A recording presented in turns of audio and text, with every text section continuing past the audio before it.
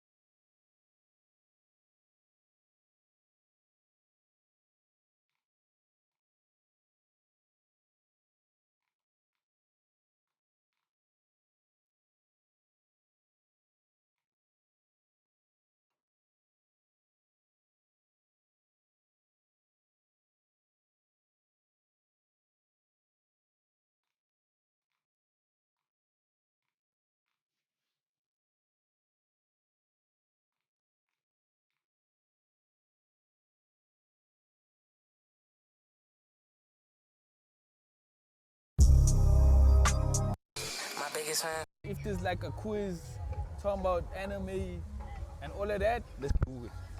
I feel like I've watched most of every anime except Slice of Life. I don't know if you guys peep who I'm dressed as. Obviously, I don't have the full fit, but I'm dressed as Denji from Chainsaw Man. And I'm saying in his base form, of course. But hey, there's a lot of nice fits here. I want to buy an Akatsuki cloak and a rug today. Hopefully I can get that sorted. But I'm already seeing the fine shit.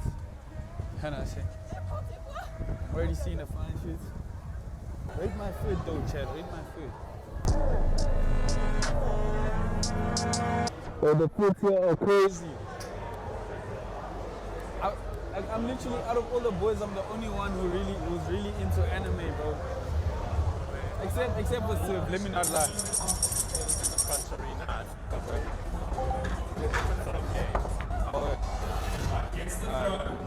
Oh, this shit is tough. Over the top.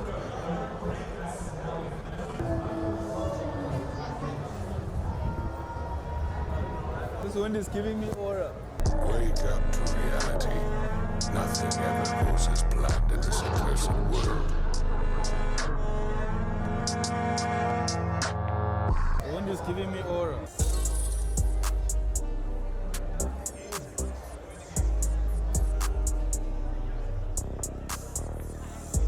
Nah, you. Where's Alan? Go check. You went that way. Yeah, run. Alright, boys, we're gonna go shoot our brand content now in front of the Dorito truck. These guys are gonna get stopped though a lot. These guys, what happened?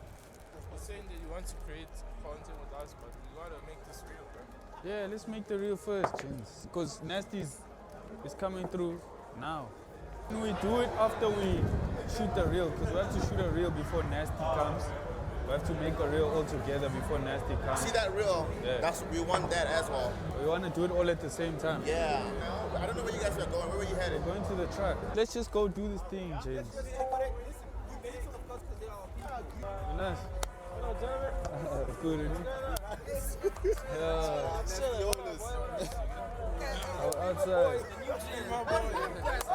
How are you, sir? Good. Good. Outside. Oh, nah. He has legs. Thank you, bro. Thank you, bro. Yeah, thank you so much. Yeah. So sad me in the comments. Actually, that was me. I just had it For real. That shit is lit, bro. inside there. What we playing for? Nah, let's play Tekken. My ass beat for like 30 minutes. For real?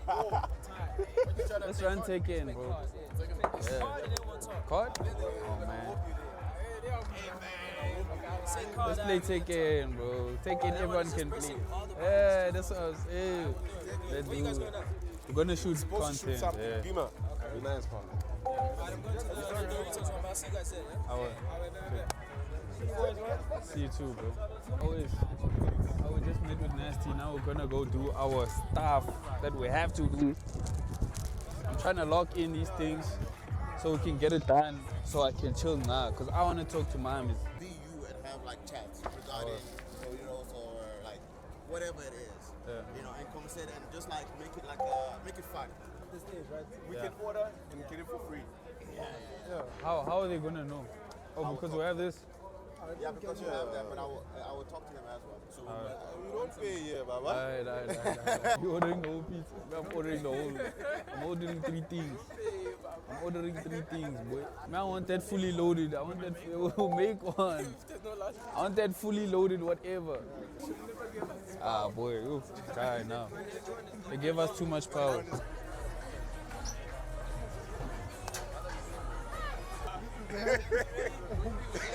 Yeah. This bitch is amazing.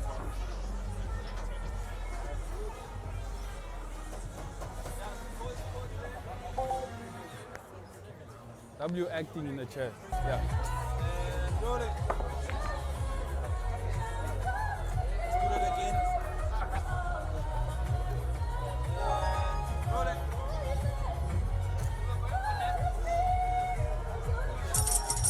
Alright, let's do it again. Hurry.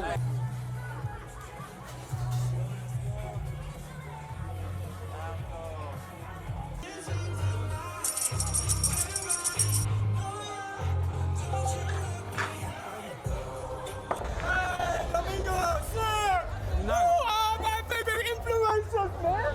My favorite influencers. Can I take a picture of you guys? Yeah, let's do it.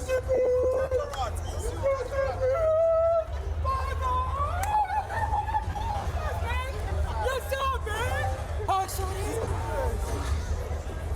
Hey, guys, can I take a picture of you guys, bro? Let's do it.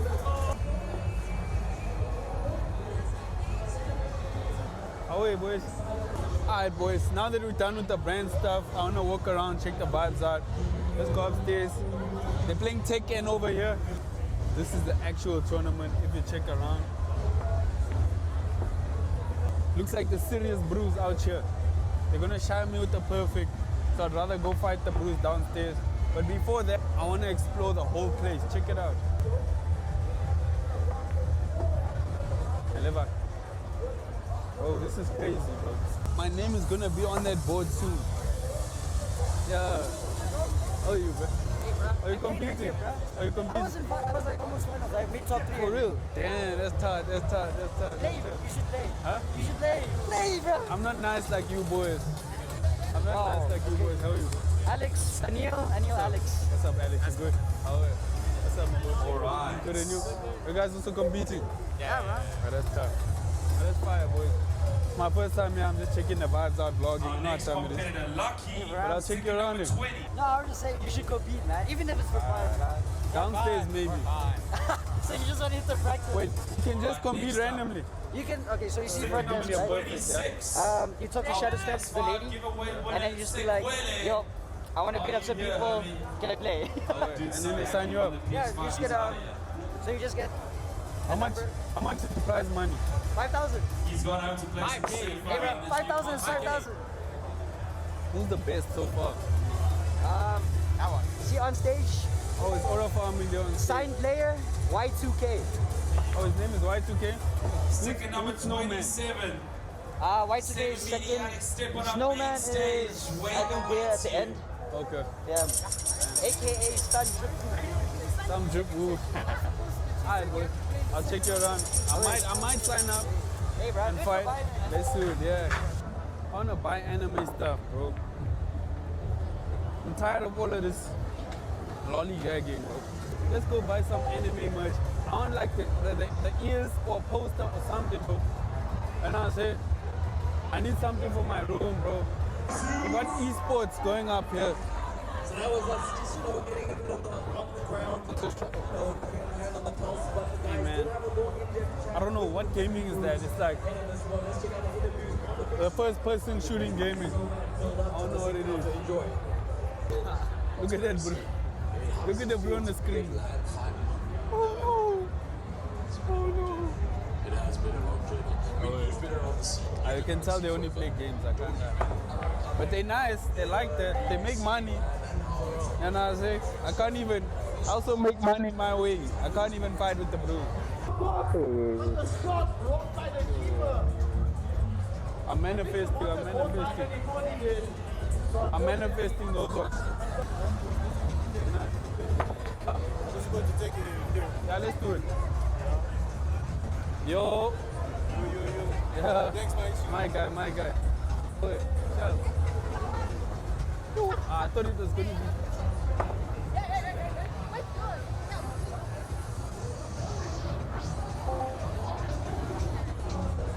Minister of Kababa has aura. Let's take one.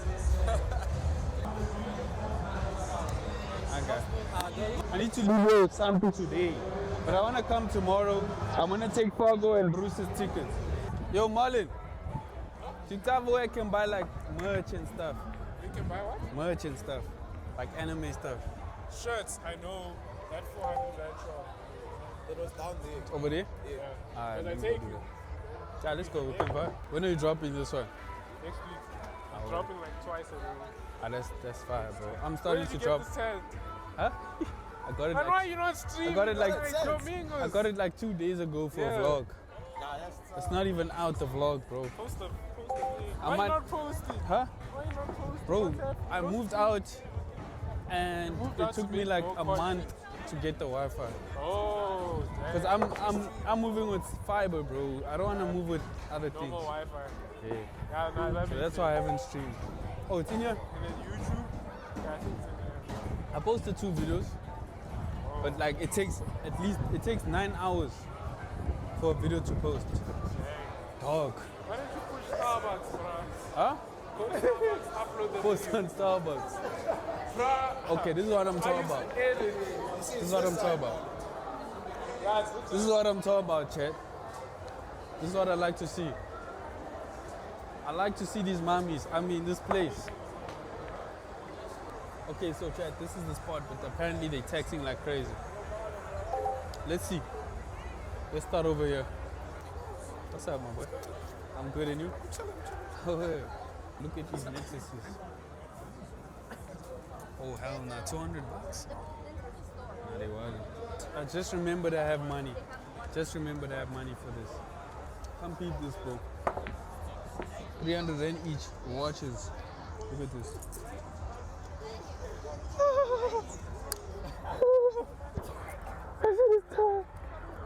Please, nah, I don't know which one to get, bro. Oh, nah, Doctor Strange watch. Bro, this is crazy, bro. The eye of what? I might get that one, I don't know. This Doctor Strange, like I can wear it around my neck, bro. I just can't. Come closer, go closer. Yeah, I can't tell that time, I can't lie to you. Give me digital. Give me the digital one, bro. That's tough. 300 Rand though. Oh. That's the gold coin from Pirates of the Caribbean. Let me show you. This one here. This is Gary would have worked on it. That's the. They also have the golden arrow from JoJo's Bizarre Adventure. Before I nerd out too much, High School DxD. You guys know nothing about that one. You shouldn't know anything about that one. I need like a big poster. One place that had posters like this. 130 each for 2. This poster is fire. I'll probably get that one. I can't lie. I'm chilling, bro. What is that? Cobb. Hey. Take a Ruby's price. You win. That's fire, bro. Listen.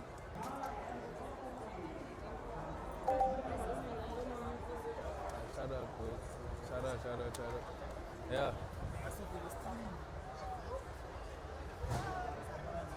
Hey man, shit. I like the Naruto one. But this one here is cool too, yeah. Hello. How are you? How are you? I'm good. I like the food. Oh, thank you. Thank you so Bye. much. How are you? You play the game? Not really. Oh, yeah, it's so fun. I'm gonna guess Sakura. what I play. Huh? Yeah, we're peeping.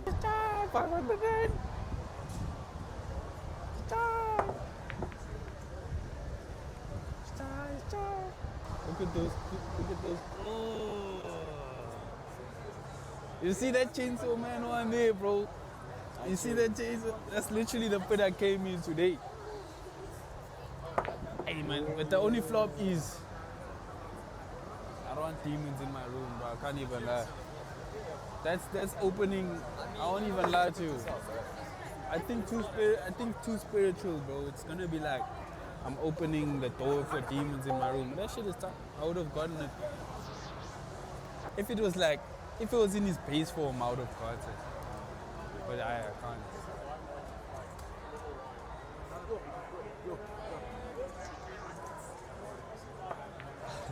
How are you?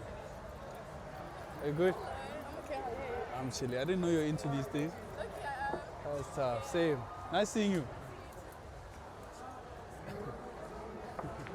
Why is the boyfriend aura farming? What's it? That's my crush, Heike. They're selling swords and shit, yo. I'm sure they're all plastic, but it's still fire. Okay. 1.5. Okay, hell no. Look at that thing. 550. Hell no. Alright, let's just forget about the stuffed animal, chat. 1.2. This one is better than that other one. I want a bag. Because Tentacion had a bag. He had that one, but a big one. Oh, it was fire. Tentacion had that one over there. But his one was a bag. Yeah, well, I can't lie. I'm not gonna get these. It's only enough for like situational things, you know. How are you? I'm so sorry about that. How You're you good? the content creator, right? Yeah. Sorry, dude. You are so cool. I love Appreciate your it, content. I laugh. Thank you so Like much. belly bro. laughing. You watch it? Yeah. Oh every wait, day. that's tough, Thank you, bro. Oh wait. Seriously. Oh, you stay around here? No, I stay in Swords. Oh, that's tough. Yeah, it is tough. You're into anime and stuff? Yeah, I'm into comic books, anime, Yeah. all that stuff. Oh wait, that's I'm cool. currently cosplaying as Daredevil. Daredevil. Yeah, you know, with the... Okay, now it makes sense. Yeah, you know, Yeah. the masks and stuff. Yeah. Shut Thanks, up, man. bro. Oh wait, my Have boy. a good day, man. You Hey, too, bro. Great job on the content, man. Thank Keep you it so up. much, bro. Shout out. Hey, my anime bruise, man. I mean, I have love for my anime bruise, dog. But why is he talking like that? Man, I didn't think I'd run into a bruise speech like that, bro. Alright, boys, let me find these things and I'll put the camera back on when I find them. Let me save the battery. Always, boys. Do you guys know where I can get a wanted poster, One Piece? One Piece wants a poster? Yeah. I don't know, but there's a guy over here who draws things for you. Oh, $100 for whatever you want. let me go people. Oh wait, check your boys. Check your boys. Tattoos? Oh. Oh, these are temporary tattoos. Wait, how much are they? If I get one of these, I can be like, yo, gents, I got a new tattoo to the boys and I'll see their reaction. I think Siv has one of those. Oh, she's fine, she too. Yeah, that's crazy. We need to get that. Yeah, we need to get that. Let's go. That one is tough though, bro. The one with the Spider-Man one. With, even that Berserk one. Which is fun shit. But the Berserk one over there. Nah. Do it, bro. Okay, let me do it. Thing is, bro, the chat is, if I ask, I'll have to buy it, bro. I'll have to. Change the subject.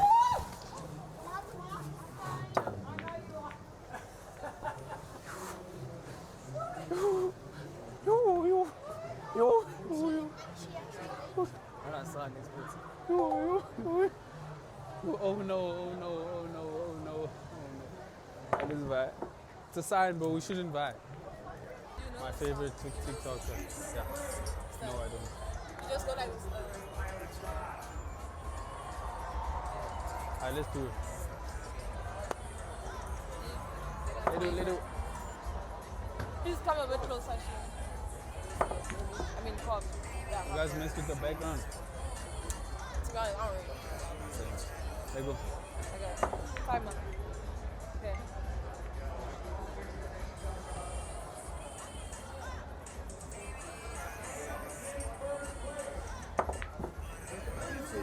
This is your vlog. Yeah. Hey, vlog.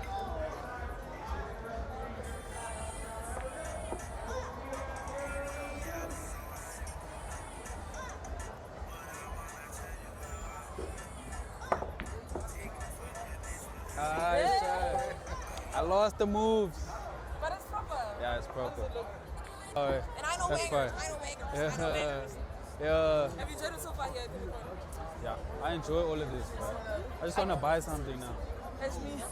Mom, please send my allowance if you can hear me. I'm not saying I I'm want to begging, buy but something, please. bro. What do you think I should buy? Or like a ring. You see necklaces over there. Necklaces. Those are fine. Let me actually peep. Or even the earrings. Nah. The posters and a 2.5 necklace and a necklace. Look at these. Come peep. Like these are fire too. Keychains. That is crazy. Oh, this is. That's not big enough. I don't put my hands. Who is it? You gotta walk around. Oh, what the fuck? Hold on. We believe you're harboring a fugitive, so. Correct. Okay, that's why we're here today, so. We got it. Alright. It's okay. Suspect in custody. Don't move. Don't move. Stay there. Stay there. Please. This way. This way. So I need to take you to the station also. Me? Yes, keep your hands there. Thank you. Sandra, we didn't get that email, so we're doing the arrest, the detaining on the lady and the gentleman right here, right now, please. Got him! Hey, if you're out there, you're a live streamer, you're not safe, bro. All right, you're not safe. I'm coming for everyone. If you're a streamer, you're not safe after a fake raid.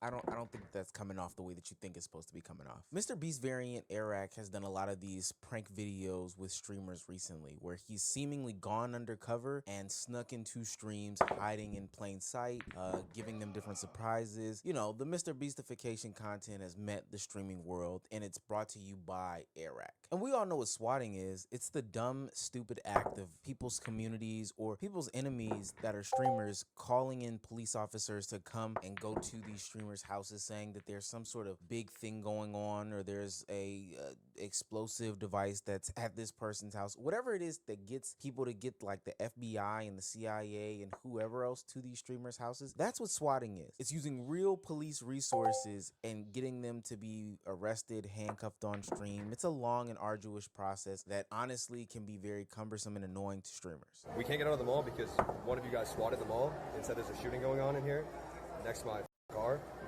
All the stores are locked down.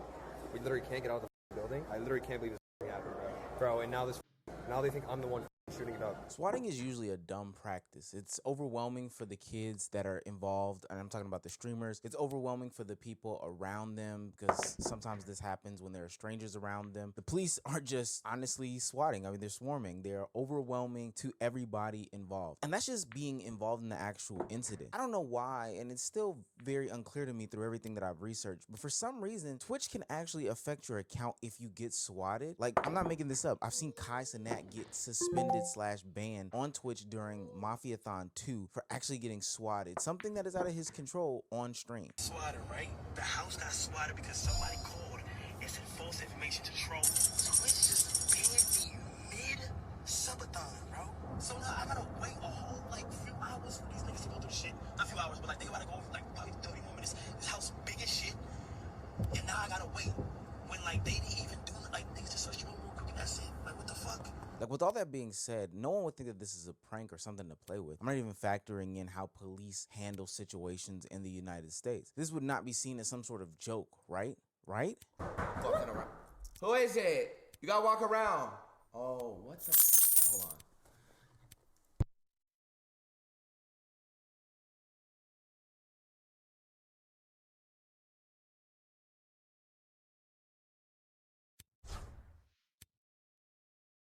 We believe you're harboring your fugitive, so. Okay. That's why we're here tonight. Yeah, take a look. Alright, well, that's what they're doing. So, okay. You guys want to just chill for a minute? Believe you're what? Believe you're what? Harboring a fugitive from a high-speed chase. We got it. Alright. It's not even me, bro. It's okay. We have one suspect in custody. Don't move. Stay there. Thank you, bro. Well. This way, motherfucker. Alright. This way. Hey, yeah.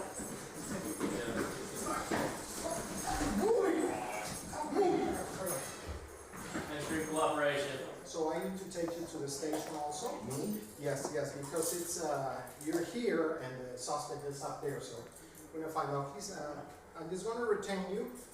Just put your hands there. Just secure him. I'm just gonna detain you. Me? You. Now. 1 second. Sandra, we didn't get that email, so we're doing the arrest, the detaining on the lady and the gentleman right here, right now, please. This is wrong on so many levels, but does Eric not think that this is like dumb as hell based off of the fact that Twitch suspends and bans people for these types of pranks? QT Cinderella even called out the dumbness of this for one of the many reasons, but the whole CPTSD thing where you can get PTSD from literal police coming to your house, guns being drawn on you, this overwhelming ass experience happening. Now, granted, this has happened multiple times to the FaZe guys, but at the same time, that doesn't make it any sort of better. I just think this was one of the worst pranks that have ever been initiated on this platform.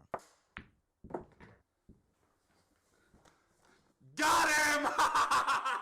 Hey, if you're out there, you're a live streamer, you're not safe, bro. All right, you're not safe.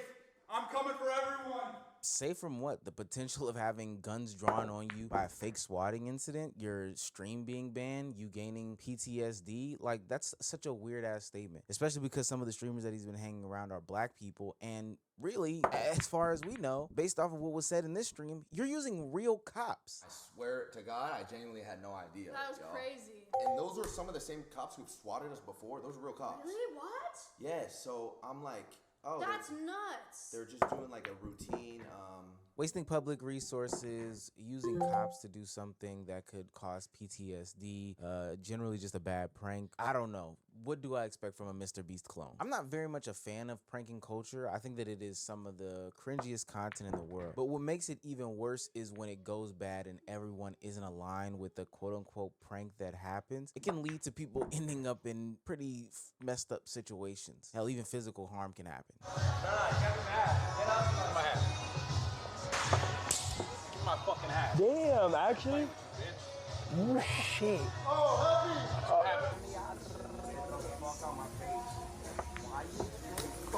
Yo. Bro. Bro.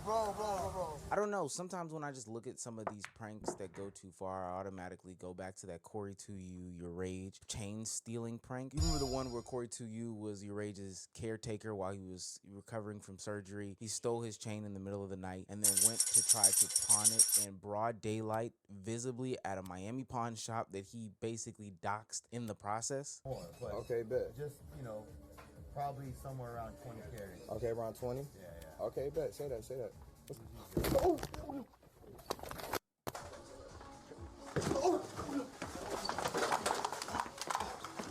Where's the chain at? Where's the chain at? Where the fuck the chain at? Bro, Ray, come get your bro. Where the keys at? But when I troll, it's a whole different story. But when I troll, it's a whole different story, though. You want some weird shit, man? You got security for no reason. Okay, cool. You think it's a great script, but nigga, okay, cool, it's a great script. But when you doing content and you're trolling too, how that shit a problem? That makes sense. I don't get jiggy with the prank content, and I think that that's made clear in this video. This is a message, though, to Eric and anybody else who's gonna attempt some dumb shit like this. Don't. These outcomes can be extremely bad. It would be different if he just hired a couple of different actors, maybe did something that's not necessarily swatting, but I don't know, the fire department comes and shuts the stream down, or something else. But the things that come with a swatting incident are just too major to ignore in order for somebody to think that this is some sort of a prank or something like that. I really think that this was mad dumb. Like, I could only imagine somebody with a criminal record or a different type of temperament or whatever the case may be getting a little bit more hostile in this situation. Sad as to say, it's good that Adapt and other FaZe members have been swatted before, so Adapt in that situation was more calm and understanding of the situation. But literally using real police for a swatting prank, a prank that could end somebody's stream, is the dumbest idea. That's just so dumb. This is dumb. And anytime somebody does something dumb, it just has to be a Mr. Beast clone. That's just a fact. I think that's just a fact of the internet. How I get some dirty That's what I did. He called boys. Watch this. Watch this. 30. Look, yo, come on, get out. Reggie, I'll pay you $5 right now if you don't smoke. $5? Men had that. Nah. I ain't A gonna lie, nigga turned out $5. You had to double it and give it to the next bro. Listen. You say you ain't get to this. Listen, just relax. I saw this by the Kim Talo. Yo, Dez. Calm down. Go to room. Go my desktop. It's kind of crazy how I can't even control shit on my own stream. I can't control nothing. Kai Cenat is no stranger to doing group content. As a member of AMP, he knows that with groups, you can grow and succeed to new heights. But that doesn't also mean they can't pull you down to the depths of hell as well. Every single subathon, Kai Cenat brings on his guys, the Clover Boys, to go ahead and amp up his stream and fill a lot of time with content. And right now, Kai Cenat needs to step in before it totally impacts his platform. The Clover Boys are a collection of Kai Cenat's friends who he's assembled over the past couple years and meeting them in various different places. Some of them as content creators, some of them as just homeboys who have been around him in streaming. And you would think that they would understand quite often how their image also impacts Kai Cenat's image, but a lot of people have been saying recently that, you know, the stuff that they get into is detrimental to Kai Cenat, and they don't know how he can't see that. Now, they all have their own faults, some of them greater than the last, but every single one of them unique, starting with Lil Rodney's son, aka Reggie, or is it Reggie, aka Lil Rodney's son, and his addiction to weed. Flash my weed.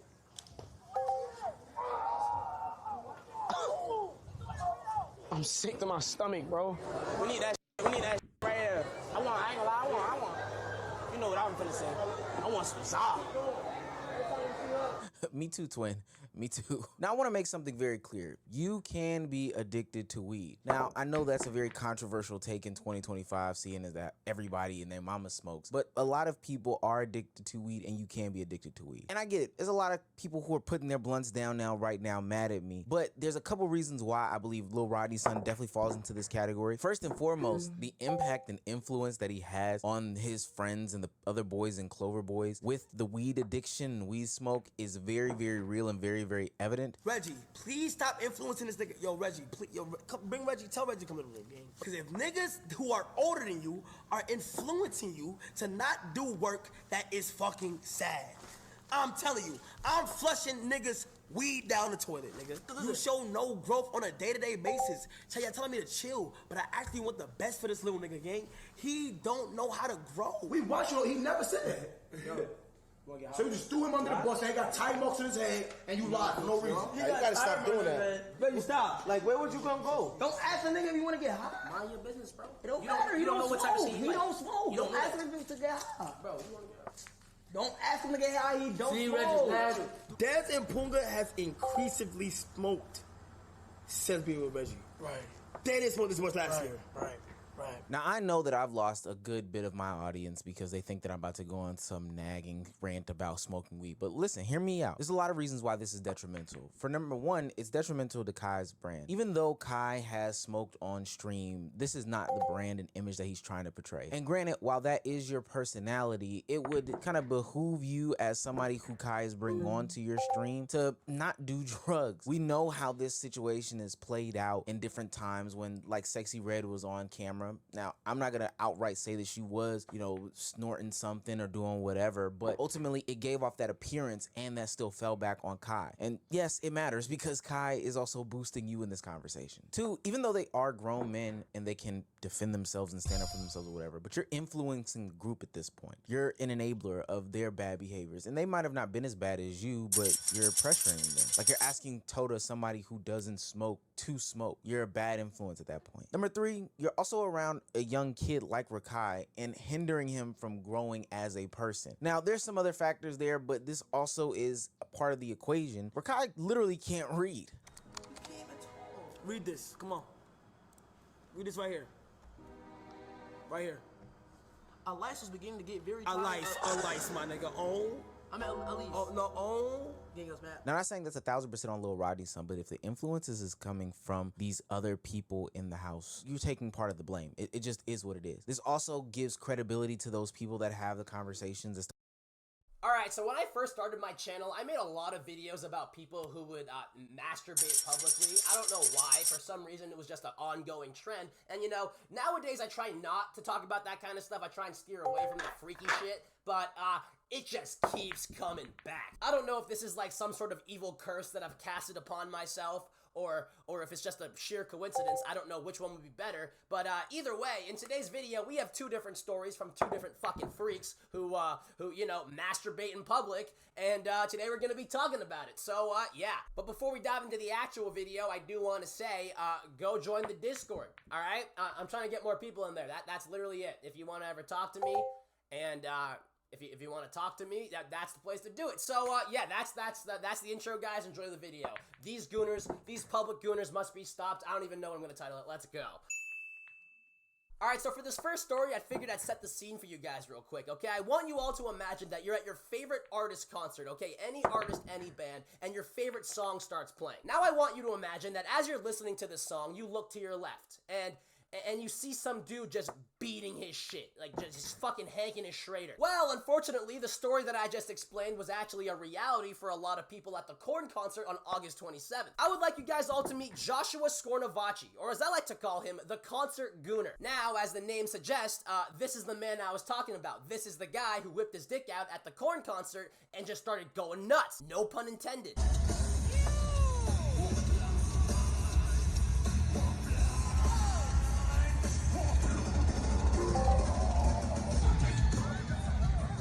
Alright, so before Superman over here comes in and saves the day, I want you guys to all acknowledge how funny this video is just off the rip. Like this guy is hanking his fucking Schrader to like death metal, bro. This is a Korn concert. Like, the vibes are nothing but just straight drums and screams and fucking death. And this guy's aroused by it, okay? Like, he hears this guy going, yeah, kill all minorities. And he's like, yeah, that shit turns me on. I'm gonna whip my dick out and start beating it in public. Like, this, what the fuck? But either way, this guy does end up getting justice served to him in a multitude of different ways, the first one being physical assault.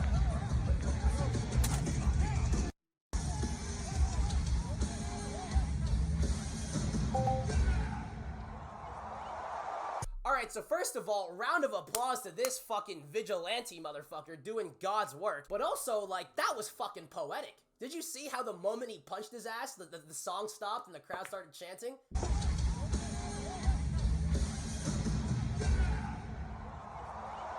Like, the crowd started cheering as he made his exit. This guy's a fucking legend. But either way, that was the first form of justice being served, and now we're gonna watch the second form of justice being served, the police detaining him because he was jacking off in public.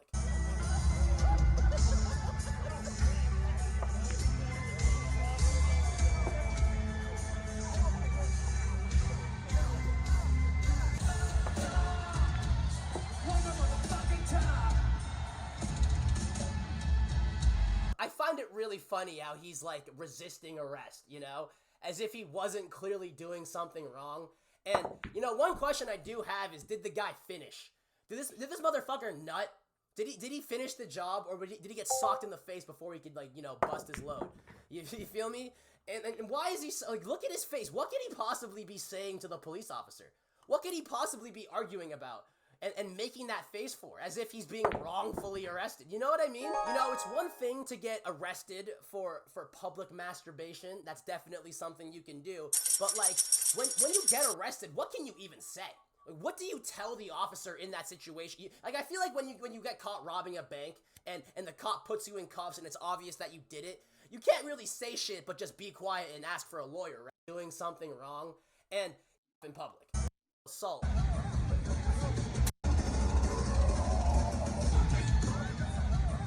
Alright, so to your left. Important concert on August 27th. I started going nuts. No pun intended.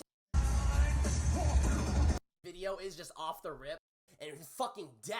And this guy's aroused by it, okay?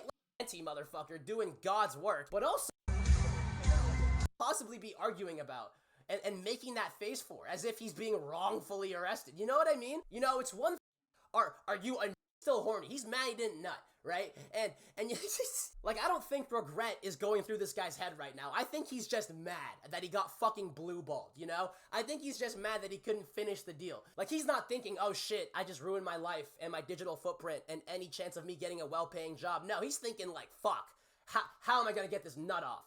There's no death metal in my ears. What am I gonna do? Like Alright, so this next story kind of hits close to home because it actually takes place at a school a lot of my friends attend, San Diego State University. Basically, I was scrolling through this app called Yik Yak, which is essentially like a gossip, sort of like anonymous chatting app for schools and universities, kind of like Reddit, but for a 7 Chinese nationals convicted on over 150 charges, including human trafficking, have each been sentenced to 20 years in prison.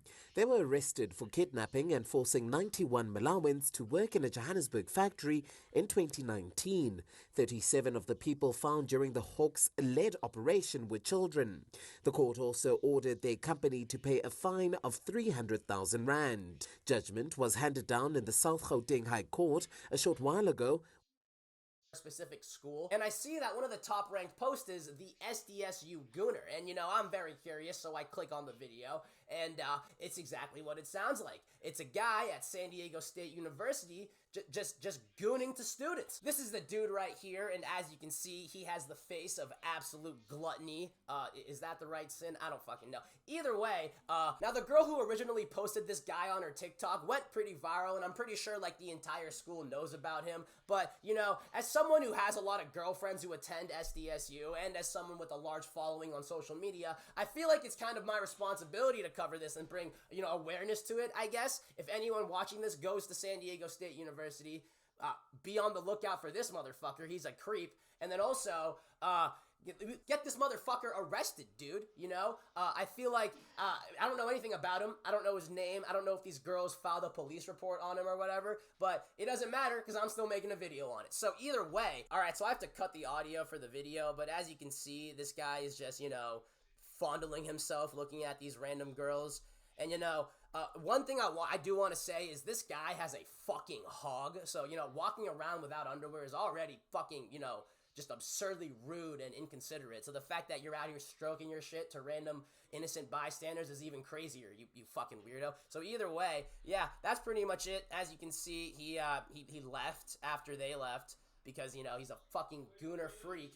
But yeah, that is pretty much the deal. I don't think many women watch my videos, let alone girls from SDSU, but if you are a woman from SDSU, be on the lookout for this motherfucker, and if you're not, just like and share, please. Get this video out there. Hopefully maybe he'll get arrested or some shit. I don't fucking know. I honestly don't know what the law is regarding that. You know, I don't know if it's illegal to do it through your pants, because technically he's not, like, showing himself, you know, illicitly, but regardless, he's still a fucking creep, you know?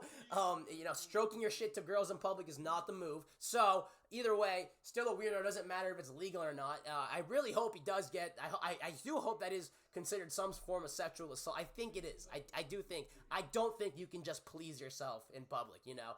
regardless if you're like not showing your dick.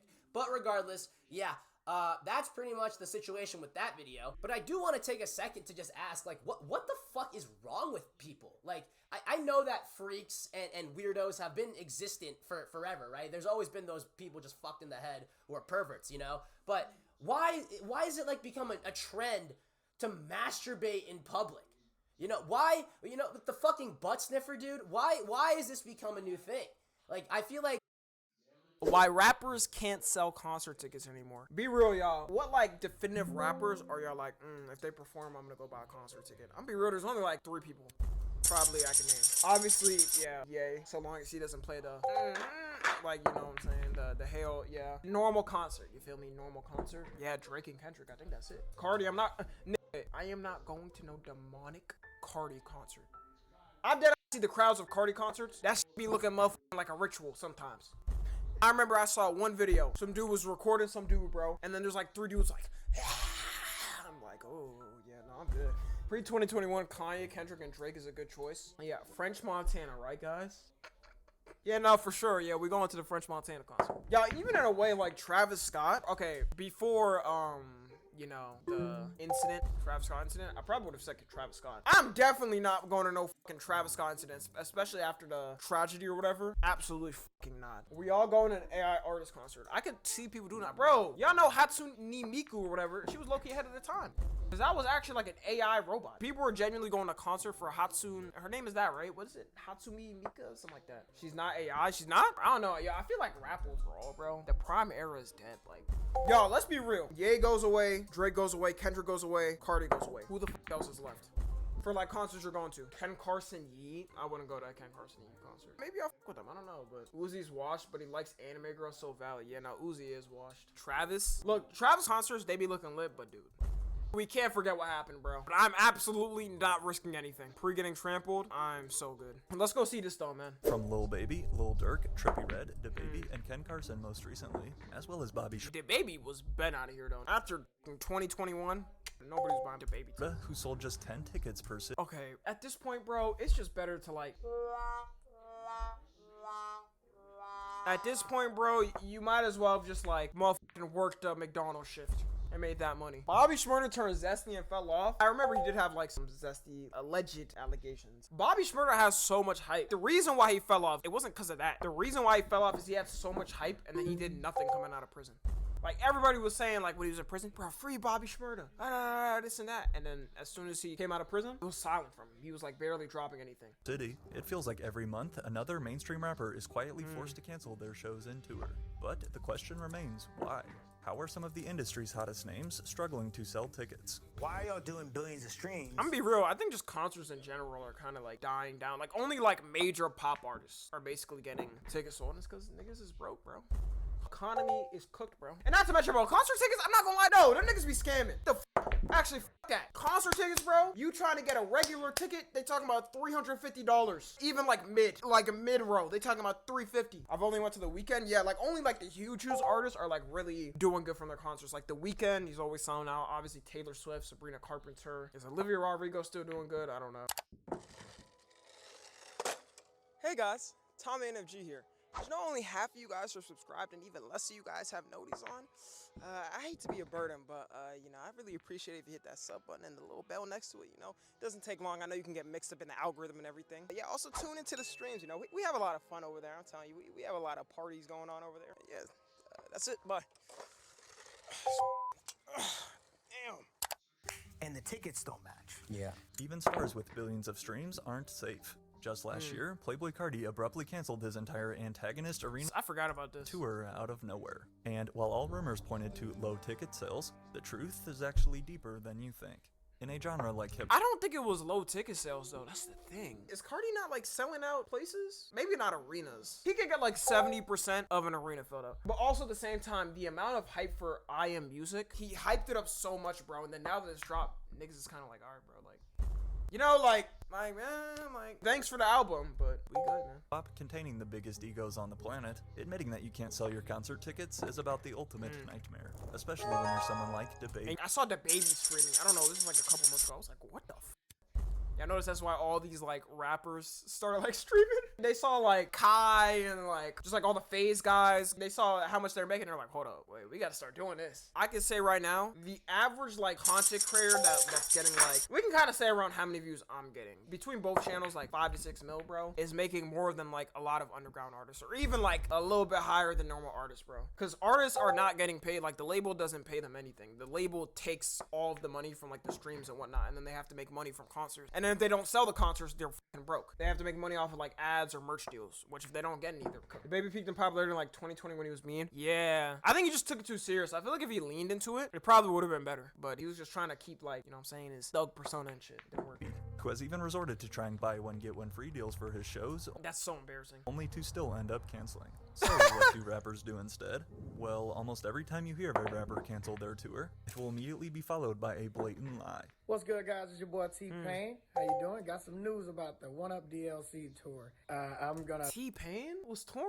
Dude, I f with T-Pain. Like, shout out to Unc and shit, but bro, it's been years, bro, since he's had like bangers. Like, he got bangers from like a decade and some change ago. I thought he was streaming on Twitch though and stuff, and I thought he was just cooling. I didn't know he actually like started doing music again and started touring and whatnot. I'll take it upon myself to cancel the One Up DLC tour because it just would have been a bad look for me and it wouldn't have been entertaining for y'all. So now let me tell you. Oh, okay, I respect it then. He's being honest. I was advised to lie about this and say that I needed some time, or I needed some alone time or me time and some shit like that, or I needed time to spend with my family or some medical attention or something like that. Just don't make it look like we f***ed up. We f***ed up. I'm gonna keep it real with y'all, man. Most artists lie. Whenever concerts get canceled or tours get canceled, it's for it's low tickets and then they're embarrassed. They don't want to admit it. I actually respect him like a lot more. At least he keeping it real. Yeah. Low tickets. Like even for me, y'all, in a way, some people be like, oh, why don't you do your first 24-hour stream, this and that? Yeah, I just simply don't feel like I'm at the level right now to like do something like that. Like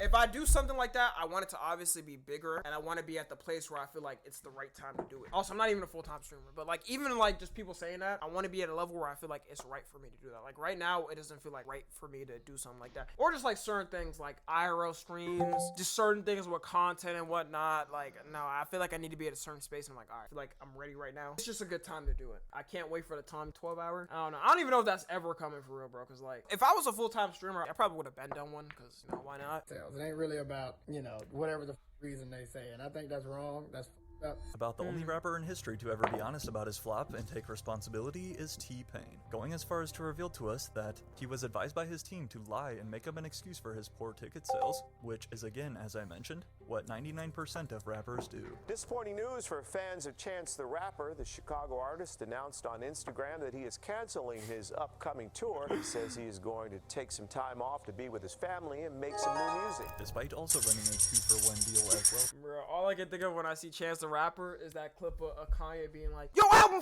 flopped! Don't talk! We gotta play that.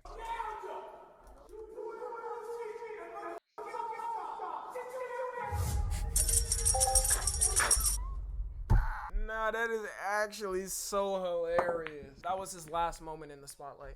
When Chance the Rapper announced the cancellation of his big he didn't have a chance. I didn't even pick up on what I just said.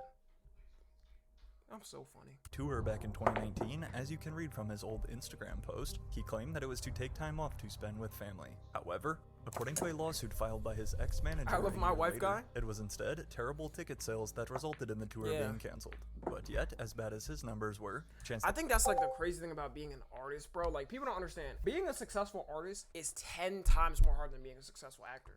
Because first off, with actors, it's like over time, when you, let's say, get more and more experience, you're bound to get success. Like, it's easy. First off, you have a resume of shit. Movie company, TV show, whatever, could be like, all right, boom, you got a resume. You did good in this show, this and that. We can catch you for this. Meanwhile, with music, it's like you have to keep dropping. You have to keep dropping at such a high level. And, like, touring, bro, you have to tour all year or you're broke. It is way harder. The rapper's ticket sales were still way higher than Bobby Shmurda's. Way harder than acting. As his first tour following his long-awaited release from prison, Bobby Shmurda was set to embark on a 19-night concert run. That was, though, until his booking agent came out to reveal that the number of 19 shows may have actually been higher than the total number of tickets. Full transparency, the tour was canceled due to an average of 10 tickets sold per. But there's no way, bro. I'm not gonna lie, like with my audience, bro, I could get like 10 people to buy something, bro. Actually, no, okay, 10 per show. Let's say 19, 190. Like, let's say I had some merch. I could get at least like 190 people to buy it, bro. This is bad. I buy NFG merch or something. And like, I'm not even trying to say that's like an ego thing, this and that. I mean, it's not like I'm at like 20 million subs or something like that. And I could say like I have a crazy ego or whatnot, but I don't know. I just can't fathom 10 tickets per show. Per show, the booking agent clarified, not a We lack buying of Tommy promotion. tickets? We ran ads and we have receipts. This wasn't about effort, it was about demand. Even continuing on to post proof of these Tommy diabolical stream sales, has more people such as than the here, entire showing tour? only 9 total tickets for his scheduled show in Washington, D.C. Wow. But although definitely not this embarrassingly low, as it turns out, low attendance was also the reason why Trippie Redd canceled his St. Michael tour 2 years ago, despite trying to argue this on his story. Hey guys, just wanted to update you guys. So you guys have been Wasn't he streaming with Jinxie? I remember seeing a clip of him streaming with like Jinxie like months ago. talking about tour and why I canceled it. You want an explanation? So boom, I'm dropping a project named St. Michael, right? What if I was to tell you that's my son's name and I canceled tour because I had to deliver my son? Y'all sitting there bashing me, saying all this crazy stuff, and here I'm just bringing my child into the world. Trippie claimed that the birth of his son was the reason why he canceled his tour, yet the majority of Wait, that doesn't make sense. Usually people plan a tour like 6 months ahead, maybe 9 months. Like he would have known he was having a kid. I mean, I don't know what happened. fans Line like salted the shit. truth. Not to mention that after taking a DNA test, he learned that it wasn't even his real son. No, bro. Nigga canceled his tour for a son that ain't even his. Man. How the mighty have fallen, bro. I remember when they were talking about Trippie Redd, like he was going to be in like one of those top rappers, like back in like 2017, bro, 2018. He used to be dropping bangers, bro. Everybody was vibing to it. Same thing with Lil Skies. Yo, who remembers of the name Lil Skies? What are these guys up to? I used to be bumping his shit in high school, man. Oh, he's vlogging Lil Skies Adventures 9 days ago. He's over ever since he was featured in Think of It by KSI. Was he in that? Oh, Trippie Redd. The crazy thing is, bro, nobody even listened to Trippie Redd's verse. Everybody was just memeing on KSI's verse. When he saved it, yeah, that actually wasn't that bad. That was better than KSI's part, at least. Fatherhood, I feel like we had a kid around the same time. Bruh, I got a DNA test, I don't even got a kid. You for real? I swear, bro. But seeing as this was Doo-doo garbage. I will say DDG though, they used to make fun of him because he was like rapping and doing YouTube, and now all of them are collabing with him, bro. He made the right moves. Even though I think sometimes he's like cringe. He's too like obsessed with money. I don't know. He's like very materialistic. But he made the right moves. And like when he's not doing that, sometimes I'm like, okay, he got like a couple funny clips. I don't watch him, but especially Stream University, bro. I remember he had like 100K viewers during Stream University. I was like, damn. He's making like a lot more than all of these rappers, bro. Even like the big rappers. He's making more than them. scheduled to be an arena tour. Like I'm sure he's probably making more than like Lil Baby and who else? I mean, definitely the Baby. With Trippie trying to play NBA arenas such as Barclays Center, which booking too big of venues is another massive problem that we're about to get into. You have to know your size, like what size you're at. Like, it's nothing wrong with just staying at like the same size and slowly building up. And for Trippie Redd, he just couldn't sell as many tickets as expected. However, going back to if you believe what T-Pain said about excuses, and even some artists who use made-up health problems to hide the truth. Or I needed some alone time or me time, and you know, I needed time to spend with my family or some medical attention or something like that. Well then, the same could also be true for Lil Durk. Durk was sick, fatigued, and tired, cited Lil Durk's manager. Isn't he in prison? Hold up. Yeah, he's in prison. He's been in prison since 2024. He got denied bail in June. I didn't even know that. On the cancellation of his tour, the doctor recommended that he take some time off to heal up and get ready for the rest of the year. 2 years ago, out of nowhere, Lil Durk randomly axed 24 dates out of his Sorry for the Drought tour. And despite citing his need for rest, which did happen to conveniently come a week after this TMZ report surfaced about Lil Durk in the hospital with severe dehydration, however, many fans weren't buying it. He's fine. The ticket sales were more dehydrated than him, is the real reason. Going on to point out that Durk still performed 2 shows in his home city of Chicago shortly after, just a cop-out to embarrassing ticket sales. These dudes think they're way bigger than they are, trying to headline arena tours. Yeah, that's the thing. Rappers' egos is like the death of them. If you have like such like a crazy ego, like the only artists that can really have like huge egos is like the Drakes, the Kendricks, Ye's, all these different people. Like you can notice it in their streams, bro. Like whenever you see them stream with like a streamer, bro, they be trying to act like, oh my god, y'all remember that Blueface stream with like Kai? This is like probably 2 years ago. And that f***ing girl, Krishan Rock, she like threw a chair in a Kai's wall. She was like, oh, you're rich, you could fix it. Nigga, who do you think you are, bro? Bro, like, this nigga Kai making her motherfucking I don't know, probably how much she makes a year in like a month. It's just so cringe, bro. I remember that whole stream. I was literally watching it live and I was like cringing. That's when I realized, bro, these rappers think they're way bigger than they actually are. Considering that, at the time of this announcement, most of Dirk's venues had only sold about 40% of their tickets. While sure, exhaustion may have played a part, this was the perfect timing to escape his underperforming presale. But then, shortly after, to follow in his footsteps arrived this headline in regards to his partner in crime, Lil Baby. In addition to this viral tweet showing us exactly how many empty seats were still left, as you can see, there were a lot of blue unsold. Okay, Lil Baby, the reason why you got empty seats is because you're selling tickets for $220. And that's not even front row. Niggas is not paying $220 for your concert, bro. Maybe if it was like 2019, Lil Baby, shout out my Hollywood ass me. Maybe that, but like nobody's paying for a Lil Baby concert in 2025 for $220. Bro, if these rappers actually were like motherfucking nice with their prices, they probably get a lot more people buying them. People will see it maybe for like $40. Like, all right, bet. Not even including fees. Oh wait, oh no, it's not including. I'm tripping. That's bad. Tickets. Lil Baby was then forced to cancel. And not including taxes, probably. Huh? 10 dates of his probably like scheduled 300, tour. yeah. But how is Lil Baby struggling to sell tickets? Now Lil Baby is headlining the tour, and you got your He just has the same flow. He don't really be changing his flow. supporting acts on the tour ain't really got no slaps like that, and you're trying to sell arenas. Seats out. For a star like Lil Baby, who literally had the #1 most popular album of 2020, this was certainly strange. But there is one simple reason that will explain it all. However, if you ask Lil Durk's manager, he will tell you that the main reason behind Durk's low concert sales is due to, quote, other verticals right now that are eating into the entertainment touring. Now, his manager went on ChatGPT. What's a fancy word and excuse I can come up for my artist that has low ticket sales? Verticals right now that are eating into the entertainment touring. What does that mean? It would have been easier if he just said, I don't know, struggles of the industry. Pointing out live streamers as an example. These kids are literally vacuuming money from all these fans, and the fans are not even leaving the house. That's where the money is going. First off, the people that are going to his concerts, especially Lil Baby, is probably mostly grown-ass like men and shit. Like, sure, there's always gonna be younger people that are going to an artist and whatnot, but just because, I don't know, there's some people watching a Kai Cenat stream, doesn't mean they're not gonna go to your concert, bro. It's just because, like, nobody cares about you as much. Rappers gotta accept the fact that they fell off and admit it when they have to. Yeah, like, I mean, I don't think they'd admit they fell off. Like, nobody wants to admit they fell off, but they gotta stop having as big of egos as they have, you know? Only certain artists can have that. I forgot to include Cardi as well. Cardi could have, like, an ego, too, with different things. Even his shit is cringe, bro. Even Cardi's ego, bro, it be cringe. Like, everybody remembers that fucking stream with Aiden he did, like, 2 years ago. They gotta change it up. Chat W subs. Hi XG for the 5 gifted. Appreciate it. Appreciate it. Implying that live streamers such as Kai Cenat are to blame for low ticket sales in rap would definitely not be my first argument. But while I suppose partially true, most would probably be thinking,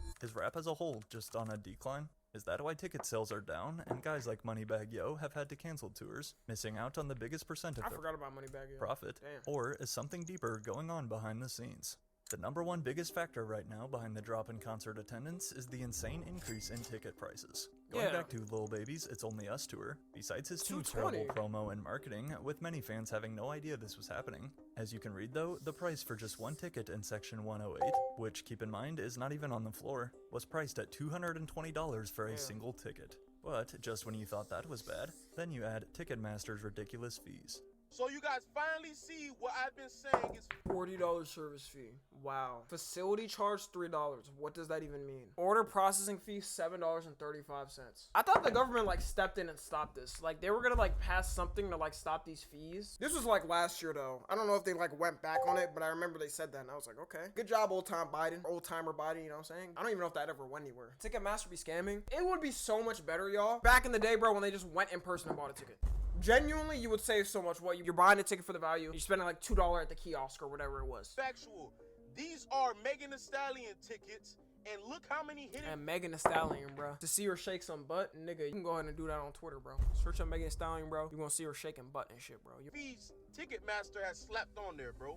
Owned and operated by Live Nation, the fact that the world's biggest concert promoter and ticketing service is one single giant company with control over how tickets are sold. Definitely a monopoly, bro. I hope a class action lawsuit goes towards them. Is also a huge Or watching the Kamala Harris campaign replay. In fact, a lawsuit was literally filed last year by the United States Justice Department, that's what it was, Nation and Ticketmaster for essentially forming a monopoly over the live concert market. with a goal to restore competition in the live concert Yeah. industry and provide better choices at lower prices for fans. While I confidently think every single person watching this supports that, however, has it worked? According to Billboard, prices for concert tickets have risen by more than 32% over just the past 5 years, with the average concert ticket costing $130 in 2024, which, for reference, back in 2019, the average price was $91, a rise that outpaces inflation by a good margin.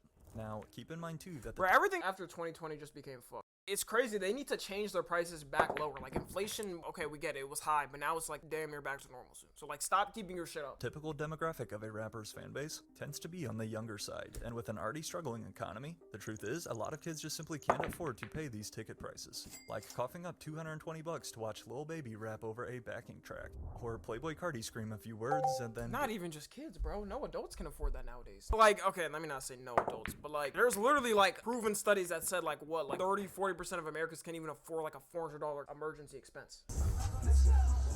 Get a life, bro. Bro, why aren't people lit? Cardi, I would be lit if I was there. I'm opium, bro. Please. But although lazy performances are a totally different problem that we'll also see in a Bro, sec, not even the rapping? question still remains: why are concert tickets so expensive now? And more Yeah, important, because the thing is, people pay for an experience, bro. There isn't really a lot of artists I would go, like pop artists, to their concerts, but dude, they be giving experiences.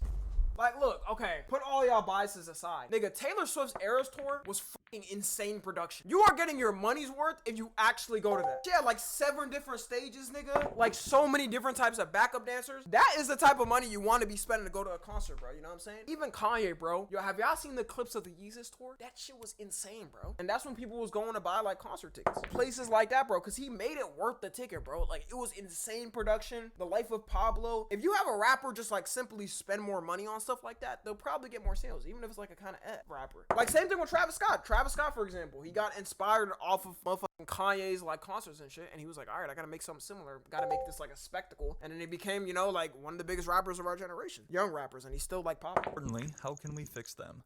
Everything is way higher, answers Lil Durk's MJ's manager, tours whose always last name peak. I Oh, won't yeah, even that's the attempt. best. Staffing is way higher, and airplane tickets are nuts. You've got gas prices going up, every element has gone up, and that has to be passed on to the consumer. It's no secret that prices for everything have been on a constant rise. And while expenses were also the main reason why Little Sims sadly had to cancel her entire tour in 2022, having the guts though to I don't know show what that fans is. that as an independent artist, funding her tour would leave her in a financial deficit. And then, Alright, I respect it. out of the blue, she tweeted, "Hey guys, due to unforeseen circumstances, I've been left with no option but to reschedule my US tour. Being an independent artist, I pay for everything, encompassing my live performances, out of my own pocket, and touring the US." See, that's the thing, bro. It's sad too, because you're like forced to sign to a label, even if that shit is like a slavery type contract. Because what are you gonna do, bro? You gonna fund everything yourself? For a month would leave me in a huge deficit. For her to kind of just tweet that is very heartbreaking. But besides your obvious rise in overall inflation and expenses, the concert ticket resale market is the second biggest nightmare fans face. Oh my god, was this Travis's concert? Bro, this is insane. And this is what happens because Travis puts a lot of effort into making the concerts an experience where people can look back on it. If you just have like a concert where you're not really singing the lyrics, it's just like a basic venue, you don't really add nothing, nobody's gonna care. Like, this is literally the average Cardi concert. Cardi will still get sales just because like he's still popping and whatnot. This is the average Cardi concert.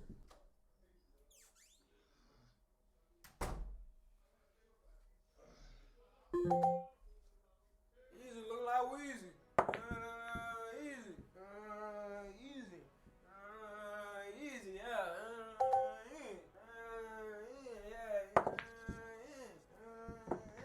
And he has like the lollipop. That's the average Cardi concert. You gotta add incoming 2 hours late. On my balls, Cardi, I want you. Pack it up. Biggest nightmare fans face today. Despite Ticketmaster's numerous attempts to crack down on bots, resellers continue to evolve their software and invest a pretty penny into buying. Y'all trust me, bro. I know, but I knew dudes that like used to resell shit basically. Bro, their softwares are insane. Like, they spend money and buy them, and like scalpers as well. They'll have like 20 different IPs connected to one software that connects to this program, that connects to this program. Combines together, they have 20 different cards going to this, this, and that. If this one goes down, oh, we got a backup for this. It's the most insane thing you'll ever see. And then those dudes end up making like 20, 30 bands a month off of reselling. Program maybe costs them like $800 a month. Professional grade tools that make their bots even faster, allowing them to buy more tickets than one sluggish scalpers be human the worst? could. Thus, this results in way higher prices when they later go on resale, often multiple hundreds of dollars more, locking out the real fans who can't afford them. Hey, you want to go see Michael Jackson tonight? How much is a ticket? It's like $10, I think. Pricey, but sure. Nice. Yeah, no, that was lit back then, bro. Like, MJ's the GOAT. This man, he wanted everybody to be able to see his concert. So he would make the tickets like $10, $15. Niggas still have the concert tickets from his final tour that he was supposed to do right before he passed away. And it literally said like $15. It's not even that long ago, but I was like back in like, I think 2008 when like he ran the whole press conference thing or whatever. We are not finding that nowadays. You're not finding that. Let me look up the ticket prices.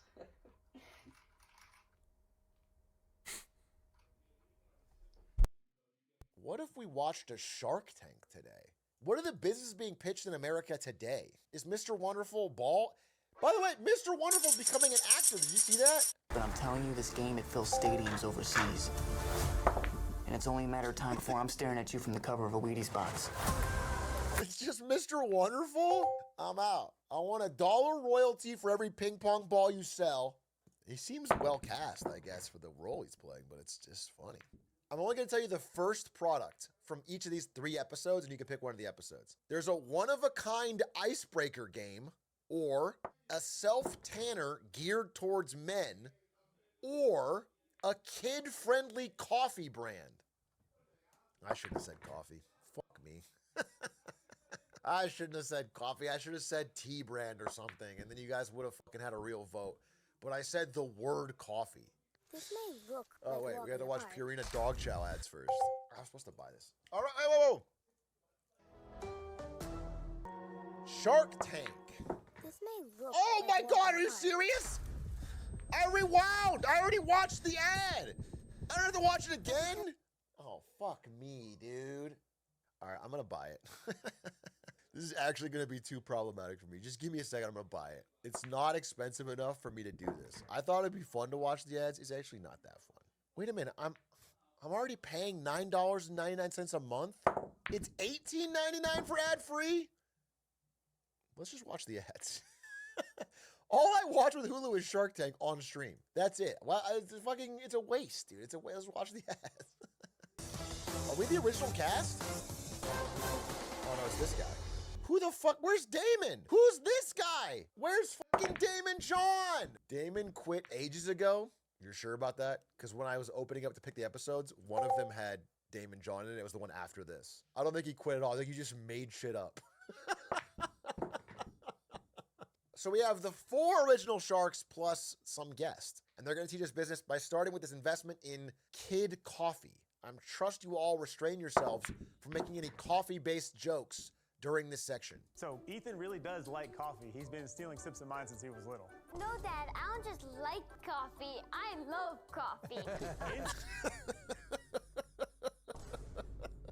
Oh, God. No, not me. Not me. Not a young Atrioc. I don't love coffee. I don't like coffee at all. And in fact, I don't think kids should be having coffee. All right? Give your kid coffee and cocoa melon. Really fuck them up. More for you. I'm trying to deny kids access to lovely coffee because I want more for me to drink. That's right. You fucking caught me. Oh my God. Wait, someone in chat said this, but I'm going to steal it. Cocoa melon. Cocoa melon. And it's coffee beans from cocoa melon. Like they make their own kid coffee brand. Can a streamer ban himself? Okay. Fair. But no more kids. Now there's Kid Coffee. What parent is going to hand real... But no more kids. Now there's Kid Coffee. What parent is going to hand real coffee to a child? This You, guy. right? 99.9% caffeine free. Kid Coffee is an experience for kids to enjoy with their parents. Who wants to take a sip with me at the big kids table? Sure. Great job, Ethan. So what's the pitch? It's just decaf coffee that you're feeding to children? Why are parents buying this for their kids?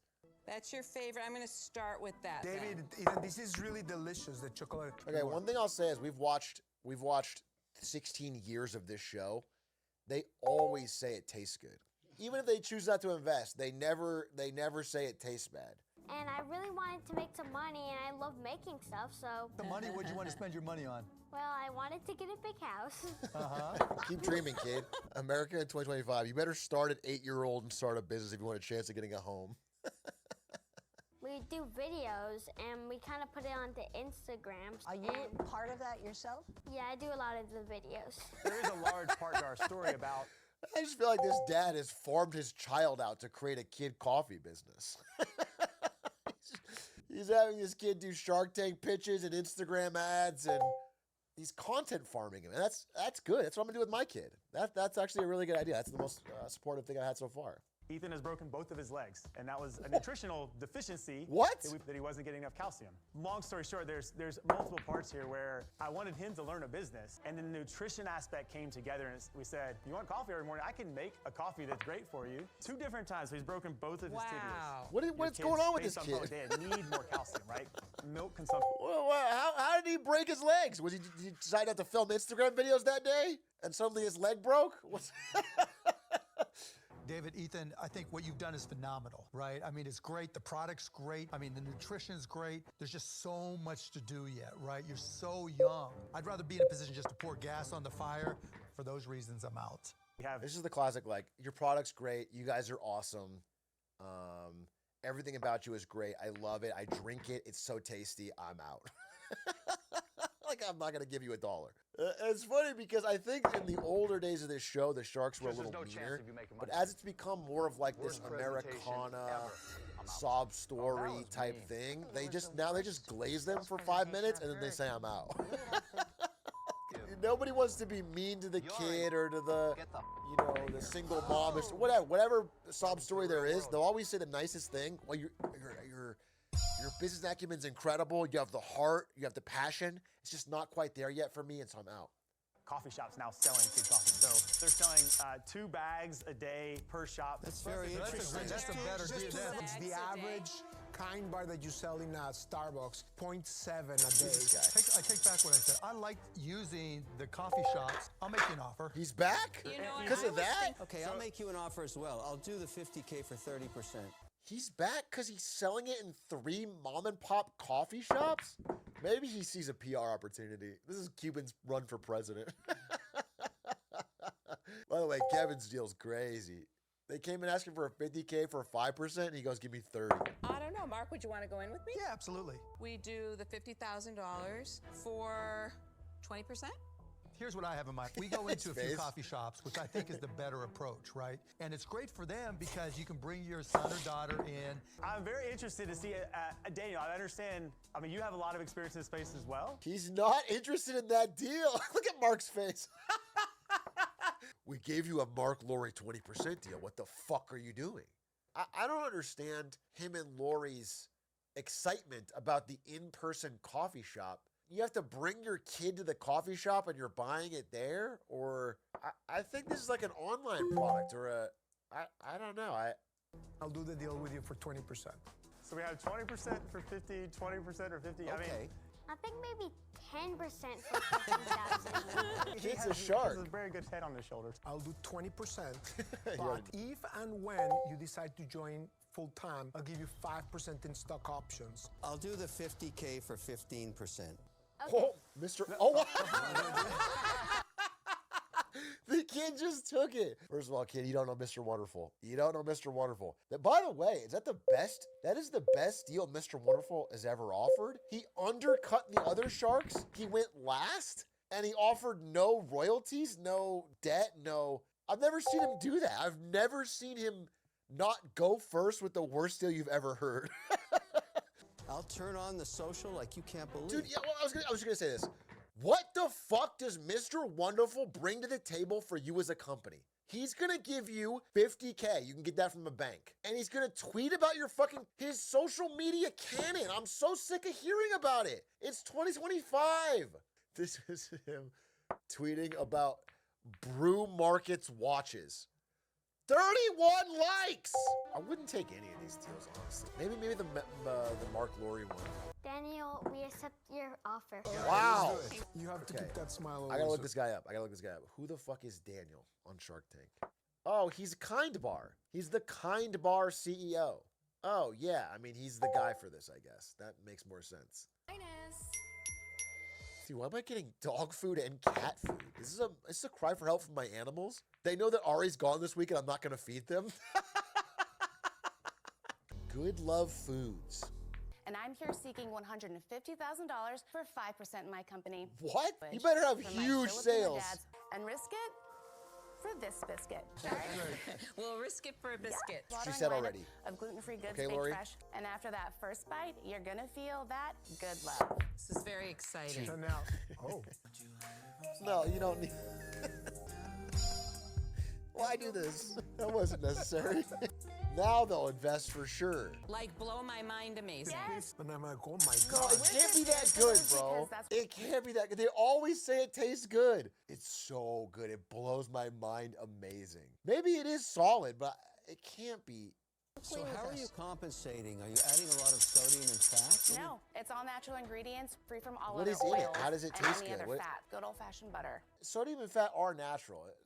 There must be, right? It must be to taste good. It's a bunch of butter. Like it has to be. It's a Buy it frozen and stick of ship it to me butter. with dry ice? Ship it to you with dry ice, but, But we Chanel, worked- isn't that super hard to do D2C with the frozen? What is D2C? Direct to consumer. It means like selling directly to people online. Like if you go to biscuitologist.com and buy it, or Amazon, their thing, that's direct to consumer. The other way would be selling to a business like Kroger or Walmart, and they sell it in their store. Our customers, we call them feral because we've literally had to stifle. A lot of it is done by hands, which is the reason why we're asking. That's why you're capped out in production. We are on track to exceed 500,000 in sales this year already. Sheesh! We will be making a profit this year for the first time, 20%. And you haven't fully figured out how to deliver the retail solution. I would Just one say- second. It's merciless in the freezers, and you're not there yet. Well, so for I will those say- reasons, I'm out. I wish you the best. Thank you. But I'm out. She's like constantly trying to interrupt him. He just wants to be out because he already got his one. Everyone knows the guest gets one. The guest doesn't want to seem like a cheapskate, so they always invest in one. He was smart and did it early. He did it in the first thing. He got Kid Coffee for $50K. Easy money, small amount. And now he's probably out for all the rest. Has anyone ever been on Shark Tank and came back as a shark? Yeah, the guy that made Ring did. The Ring doorbell. He came on Shark Tank. They all were out. It went on to be sold for $1 billion to Google, and he came back as a shark. It was pretty crazy. I think you've done a wonderful job here. You had an answer for everything. But that's what makes me uncomfortable. It's almost like you got all the answers, you know? What? I always don't. I wish you luck, but I'm out. I'm sorry. Listen, I'm not sold on Biscuitologist, all right? And this woman is comes on a little strong. But it's her business. She's going to have the answers. And people on this show get shit all the time for not having the answers. And now she does have the answers. And Barbara's like, I feel like you think you have all the... Once you get involved with freezer space and you get allocated a slot in there, you can't drop an order. I would have wanted to see that you had actually fulfilled 40, 50, 60, 70 stores with a major retailer in a test. All right, just to be clear, though, this is Shark Tank. If she had fulfilled 70 major big box stores already, what the fuck would she need you for?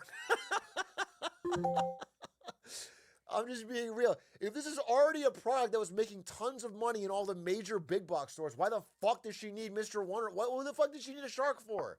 Listen, I'm not sold on the product, so I don't want to overly defend it, but I'm a little annoyed here. She made a product. She sold it to consumers. The consumers liked it. Now she wants to scale it up. It's like the perfect Shark Tank example.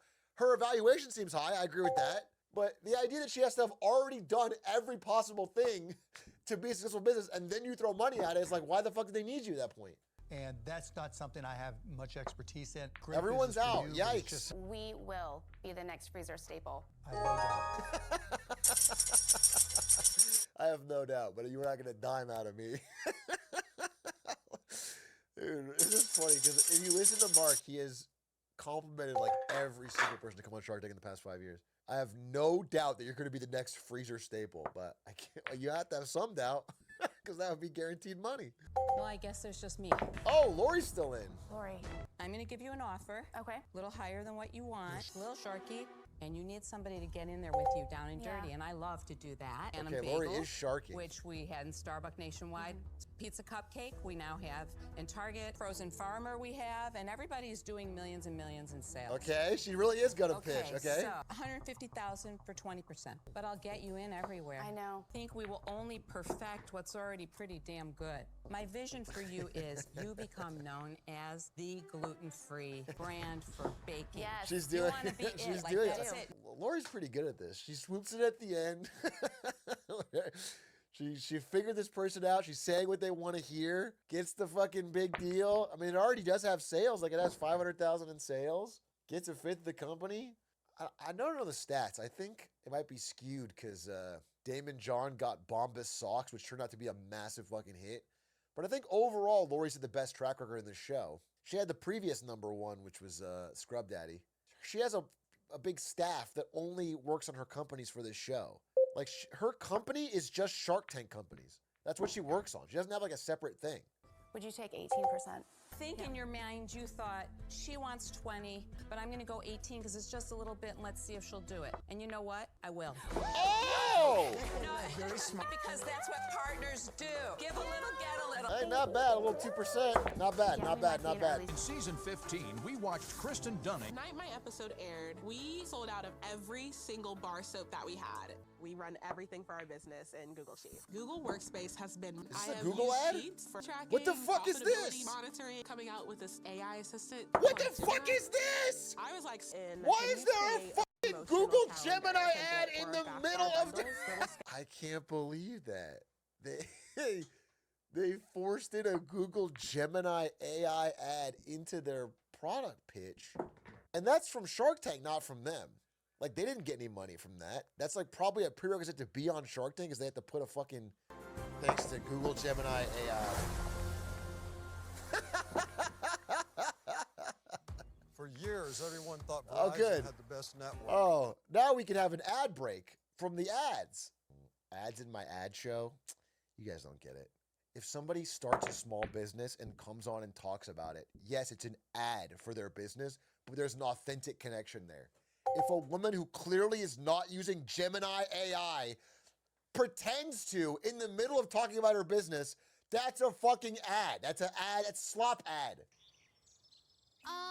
Sharks, did you hear that? Hearing birdsong every day can actually improve your mental health with generic seeds that may not attract the birds that you're hoping to see because their favorite foods just aren't the same. Premium, all-natural birdseed blends tailored for the birds found in your... Okay. I don't know the math on this of whether different foods attract different birds. I'm sure that makes sense, but all natural is so funny because you can put any... If you just want to watch the birds, we have a bird feeder. You just put shit in there and the birds come. Like Ari loves birds. You throw stuff in there, they'll go crazy for it. I don't know that they're gonna worry about whether or not it's fucking all natural but I guess she's trying to say that like certain birds will only go for dried mealworms or something. I'm getting bad birds. and the birds to your door. I'm gonna fucking say it. If I get the fanciest food that only attracts blue jays or whatever, and I put it out there, the normal birds that show up will show up and eat it all day one. It will not, it's not gonna like only micro target the bird I want. It's just, they're just gonna, and they're gonna fucking devour it and get out of there. It's not gonna be any different. For this, we charge $49 is full price. That is Overpriced. calculating in Right. our Overpriced. labor cost. These are sunflower seeds. These are peanuts. Yes. Right. And Bro, every if it's sunflower seeds and peanuts, you will get squirrels too, yeah. You might even get me. I might take a little nibble, you know? I like sunflower seeds. I like peanuts. You know, you don't catch birds, dude. It's like trail mix in there. Putting M&M in there. I'm hungry. That sounds good. So I don't understand how... I think this product sucks. I will now run down a list of your previous collaborators, and you must quickly give me one word that best describes them. All right, Adam Sandler. Amazing. Catherine Zeta. As long as I don't curse him out.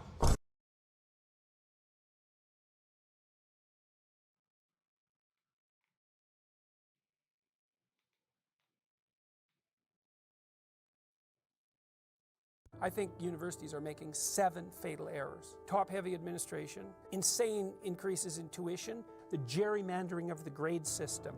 So that's, I think I got 6 there. All of those, they're not good. They're fatal, I think, all of them. I've hired some people to build an online education platform, and they've been working on it for 6 months, and we have a bit of a prototype, and we're trying to figure out how to build an alternative. You know, we figure we can offer a university quality, high-level university quality equivalent for about $2,000 over 4 years. Wow. Yeah. To me, there's this question of what is Peterson Academy? An online university I've enrolled to where there is no professor interaction, there are no exams or testing, but eventually maybe there will be. Well, is that a university? But eventually maybe there will be. Well, is that a university?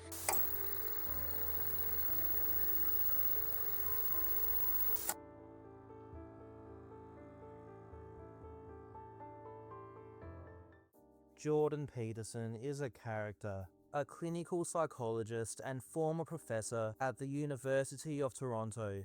Some may love him, some may hate him, but there's no denying that the man has become a massive presence on social media over the past decade. As a former university professor himself, Peterson has for many years been scathing towards the current state of the education system.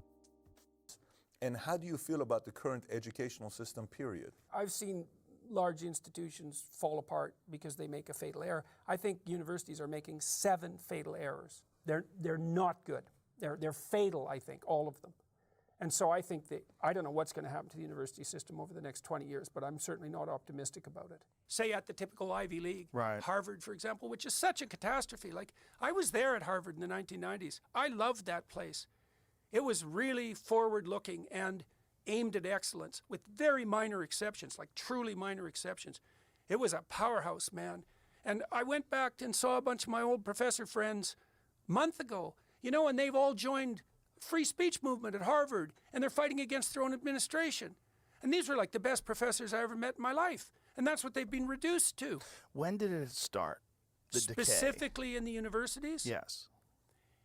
It started with the incursion of modified Marxism in the 1960s and then really accelerated in the 70s. It sort of went like this. You know how things fail? Gradually, then suddenly.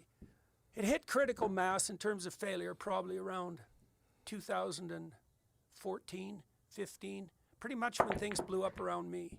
That's why they blew up around me. Peterson not only identified problems with the education system, he created a solution. His very own online university, Peterson Academy. I experimented with putting my lectures online and found that I could teach far more people at very low cost than I could at the university. And I thought, well, why not scale that? What I'm hoping to do is to find the best lecturers in the world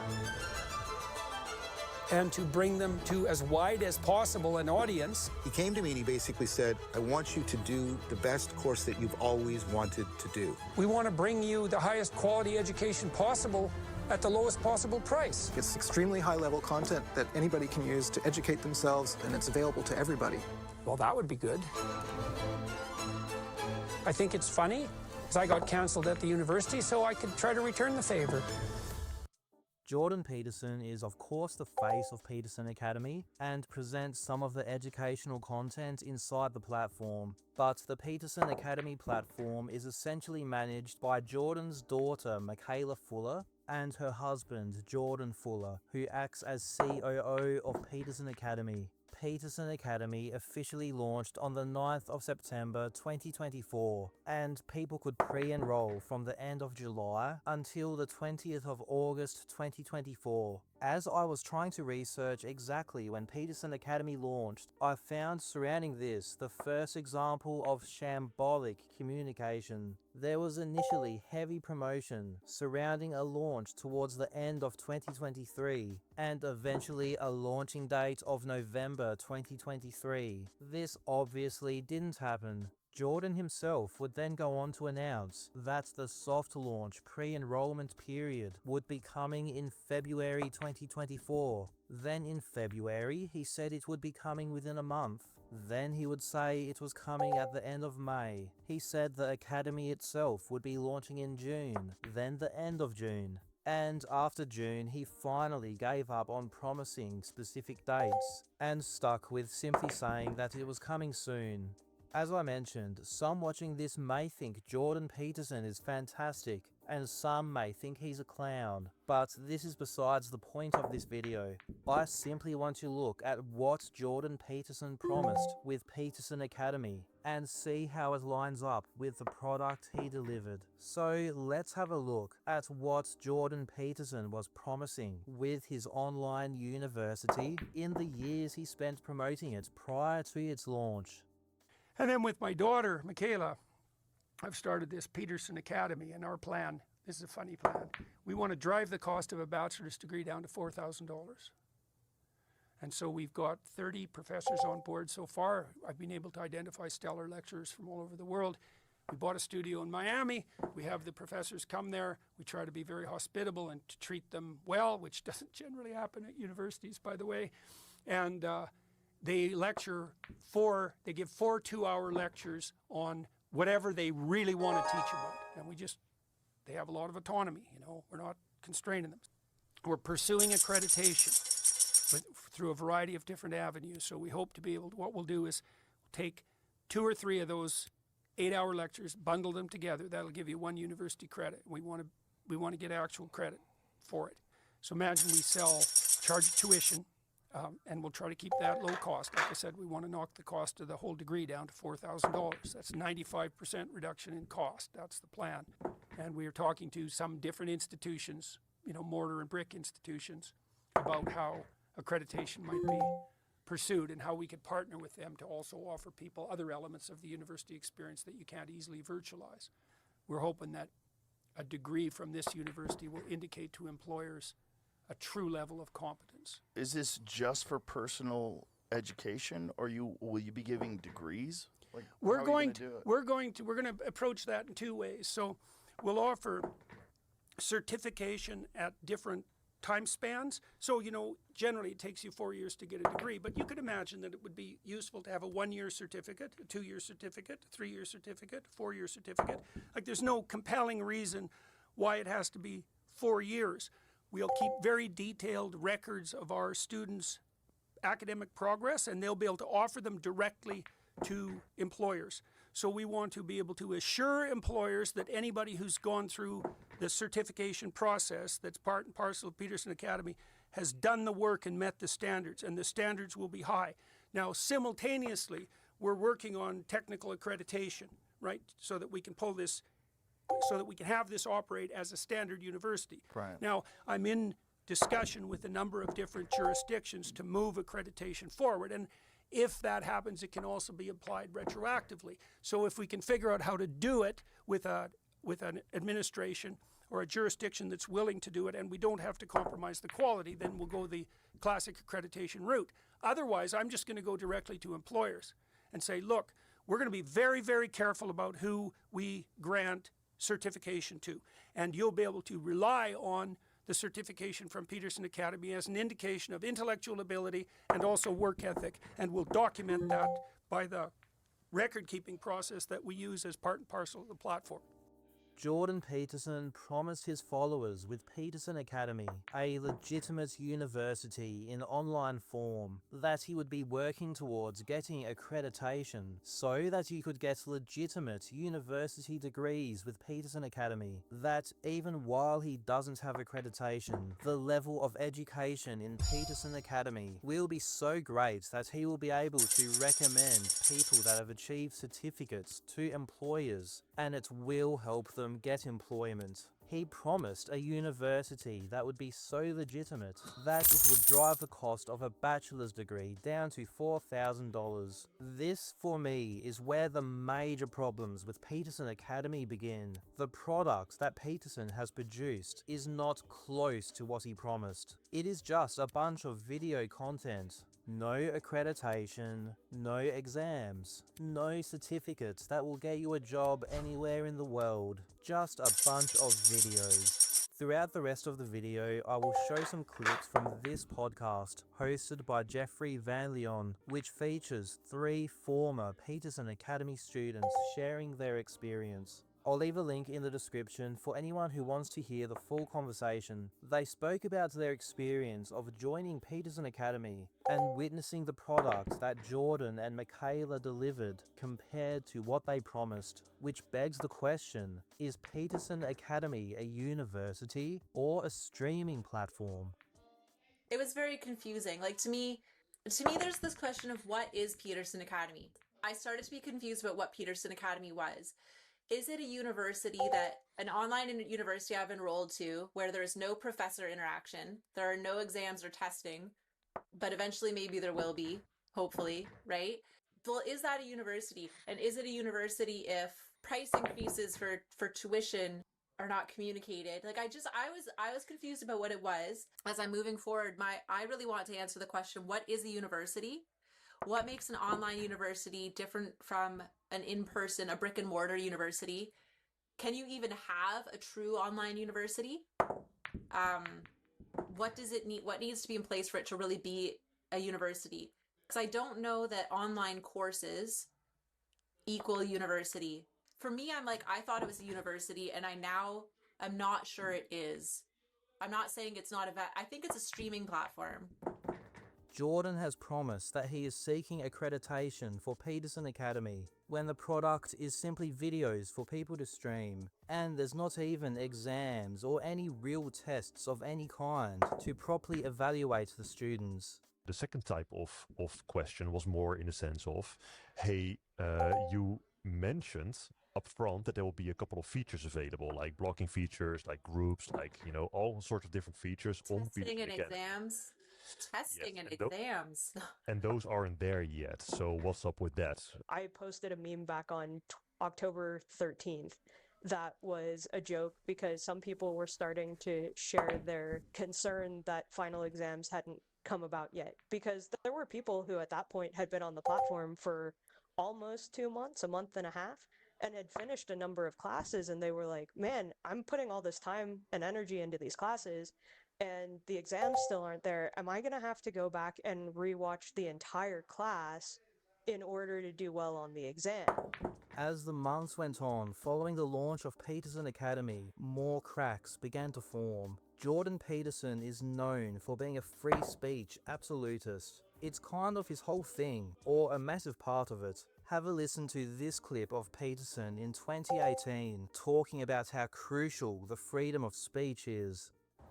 One of the things that we learned in the West, and one of the things that's part of the great English journalistic tradition, is that journalists in particular have the freedom to say what they want and think what they want, and that keeps everyone, including the journalists, honest and on track.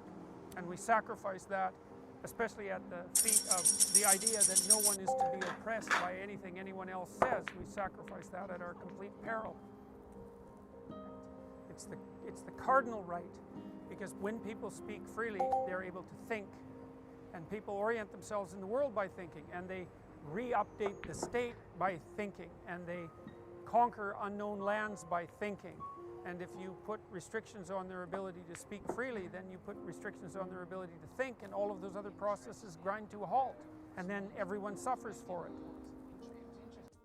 In that clip, Jordan spoke specifically about the importance of journalists having freedom of speech. Well, in August of 2024, following the soft launch of Peterson Academy, Alex Boyd, journalist for the Toronto Star, joined the academy. She was reportedly very open about the fact that she was in the platform to do research for an article, but this was apparently unacceptable because she is critical of Jordan Peterson. Alex was suddenly banned from Peterson Academy. Many of Jordan Peterson's loyal supporters admire him for his stances on free speech. So this move caused some serious divide and confusion amongst the members of Peterson Academy.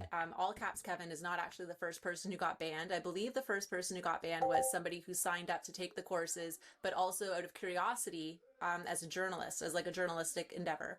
And so I believe there was a journalist who came and was open and honest in the social feed. I wasn't there for that. I heard about it later. I'd read his article.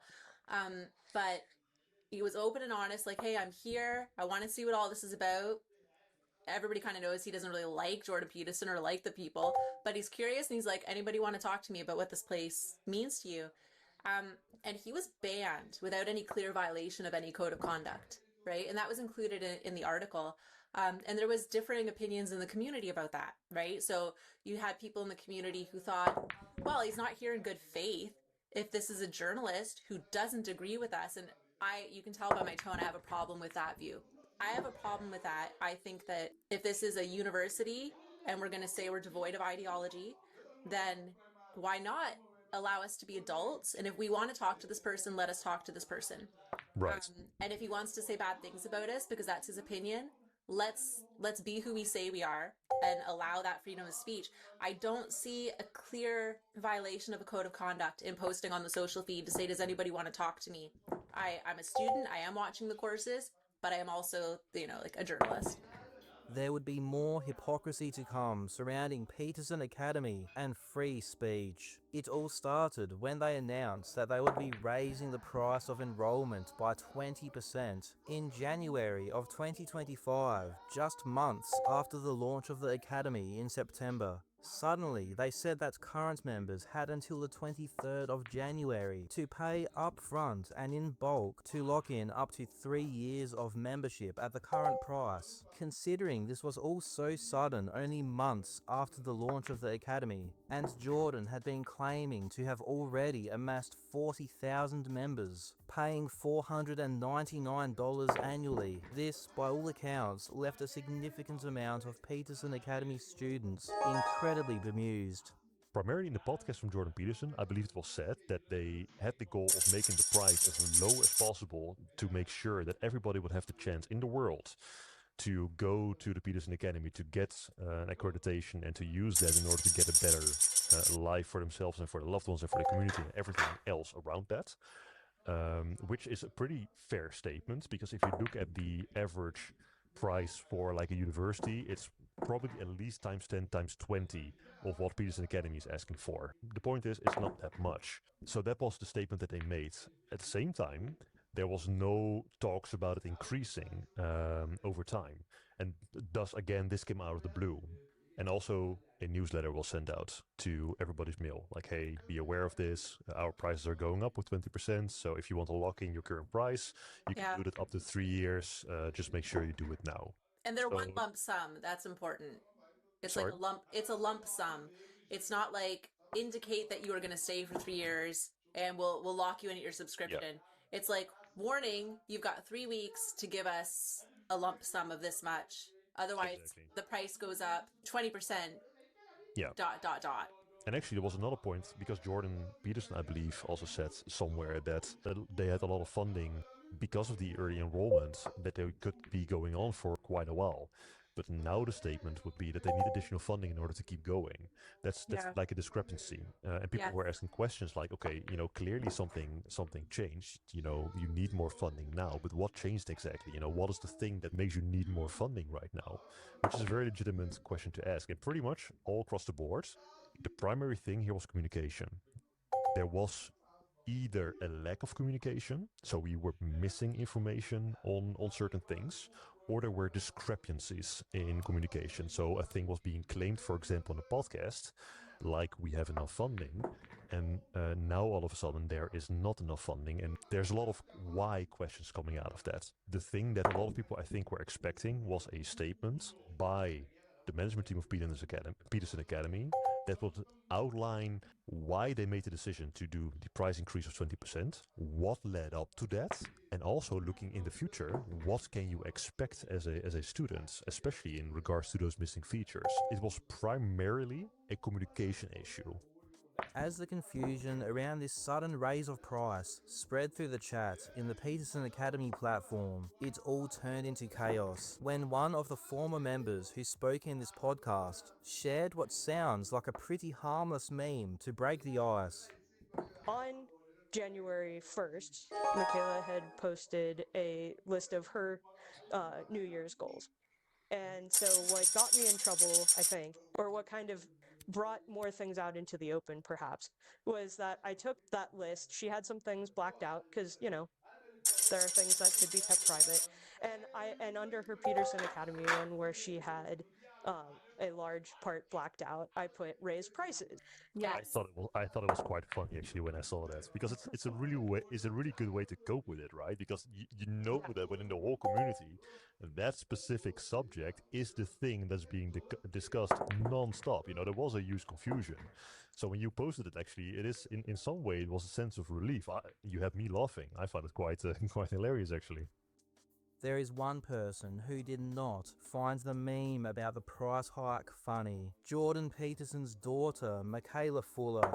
She quoted the meme inside the Peterson Academy platform with the most unbelievable post that shocked many of the members. She said to all of their paying subscribers, "I mean this with love because I really enjoy your memes, but I've been working since I was in grade 2. I sold books, shoveled snow, raked, cleaned cars, then had a paper route, then multiple restaurant and bar jobs. I was making enough when I was 15 at an ice rink, working evenings and weekends to easily afford $50 a month for a university education and would have been thrilled with it. I don't come from money at all, and I didn't really have extra money until I was 26. But it's not hard to get a starter job and move your way up if you make yourself useful." After talking about how the goal price point was always $4,000 for a degree, she says, "We also have a short-term goal of providing access to Peterson Academy for low-income students and vets. But if $50 a month is too much, and you're not in a position where you're a vet or a single parent, you should probably change jobs and or work harder. Resentment is poisonous and can destroy your life. You have to figure things out because nobody else will for you.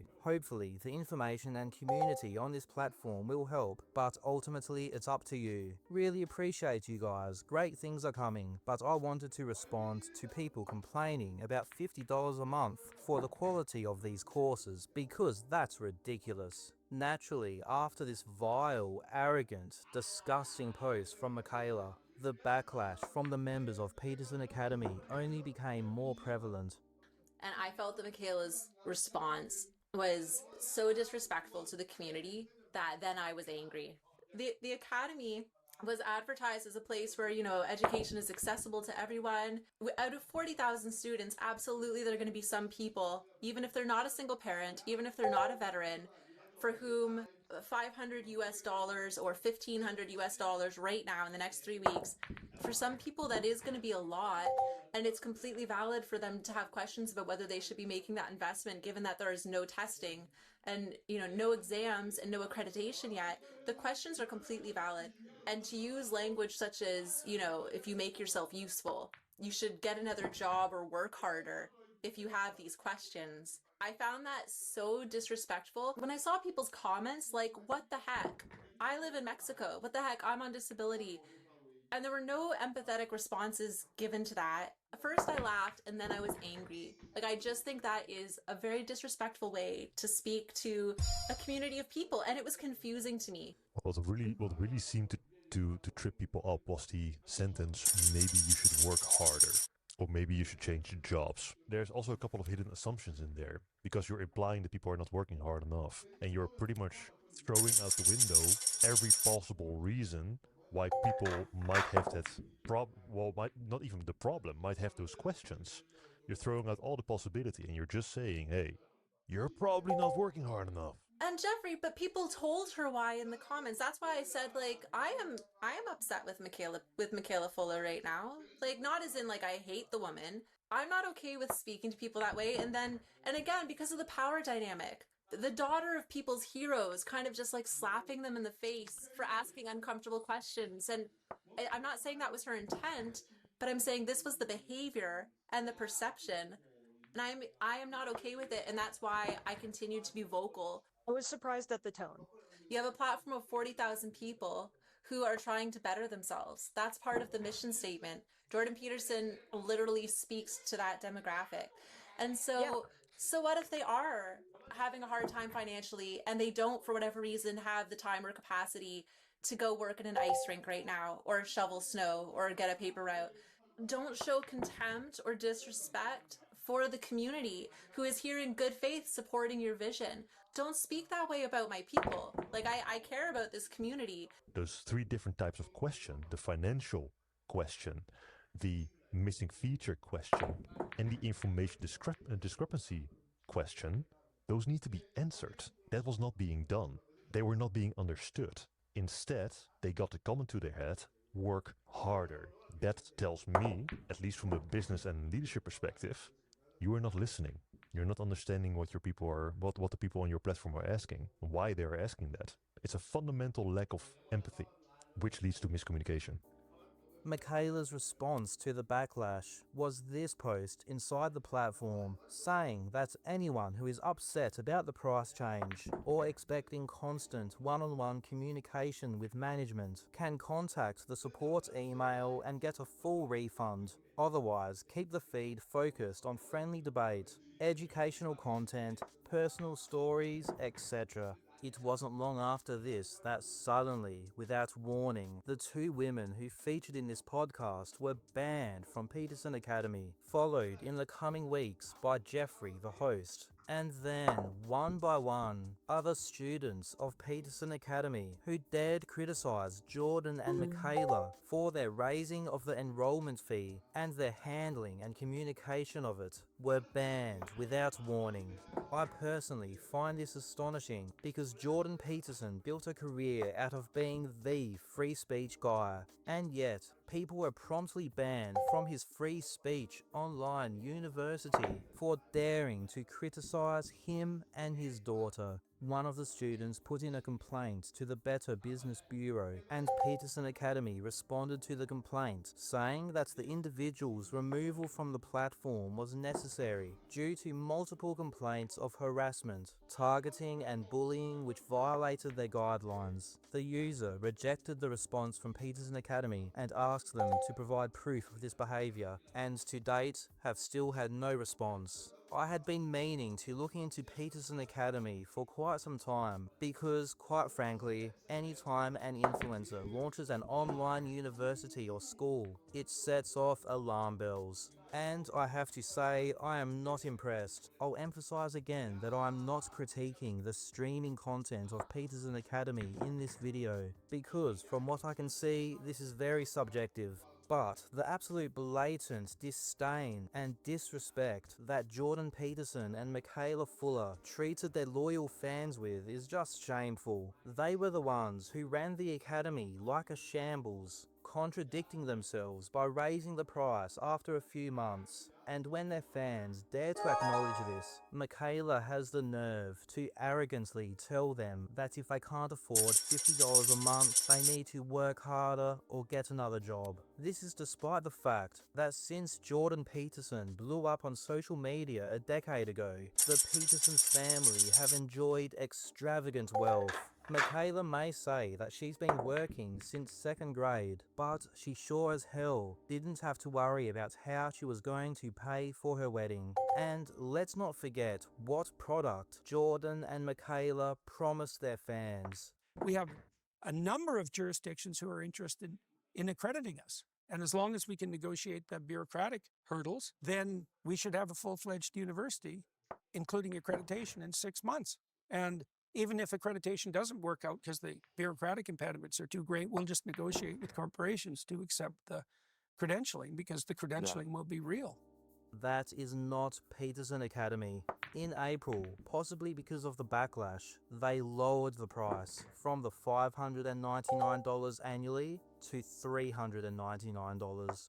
We have secured funding to the point where we are dropping the price from $599 to $399 a year as of today. But in my opinion, it is too little, too late. I'm not sure if Jordan Peterson and Michaela Fuller set out to mislead their fans with their promises for Peterson Academy. The most charitable explanation I can give is sheer incompetence. But even if it is incompetence, it is not okay to treat your audience this way. They have large platforms and a responsibility. They owe them an acknowledgement that their plans for Peterson Academy went wrong, and an explanation as to why and what they plan to do to make it right. thank you for watching. If you'd like to see more of this content, please subscribe. And if you'd like to support the production of these videos, you can join as a member. Andrew Tate is also suing me for my coverage of him on social media. If you'd like to support the crowdfund to support our legal defense against the Tates, I will also leave that link in the description.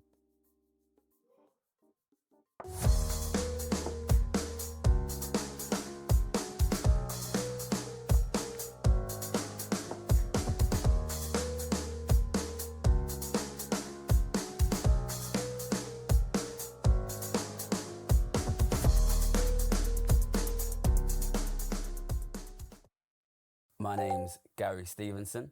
In 2011, I was Citibank's.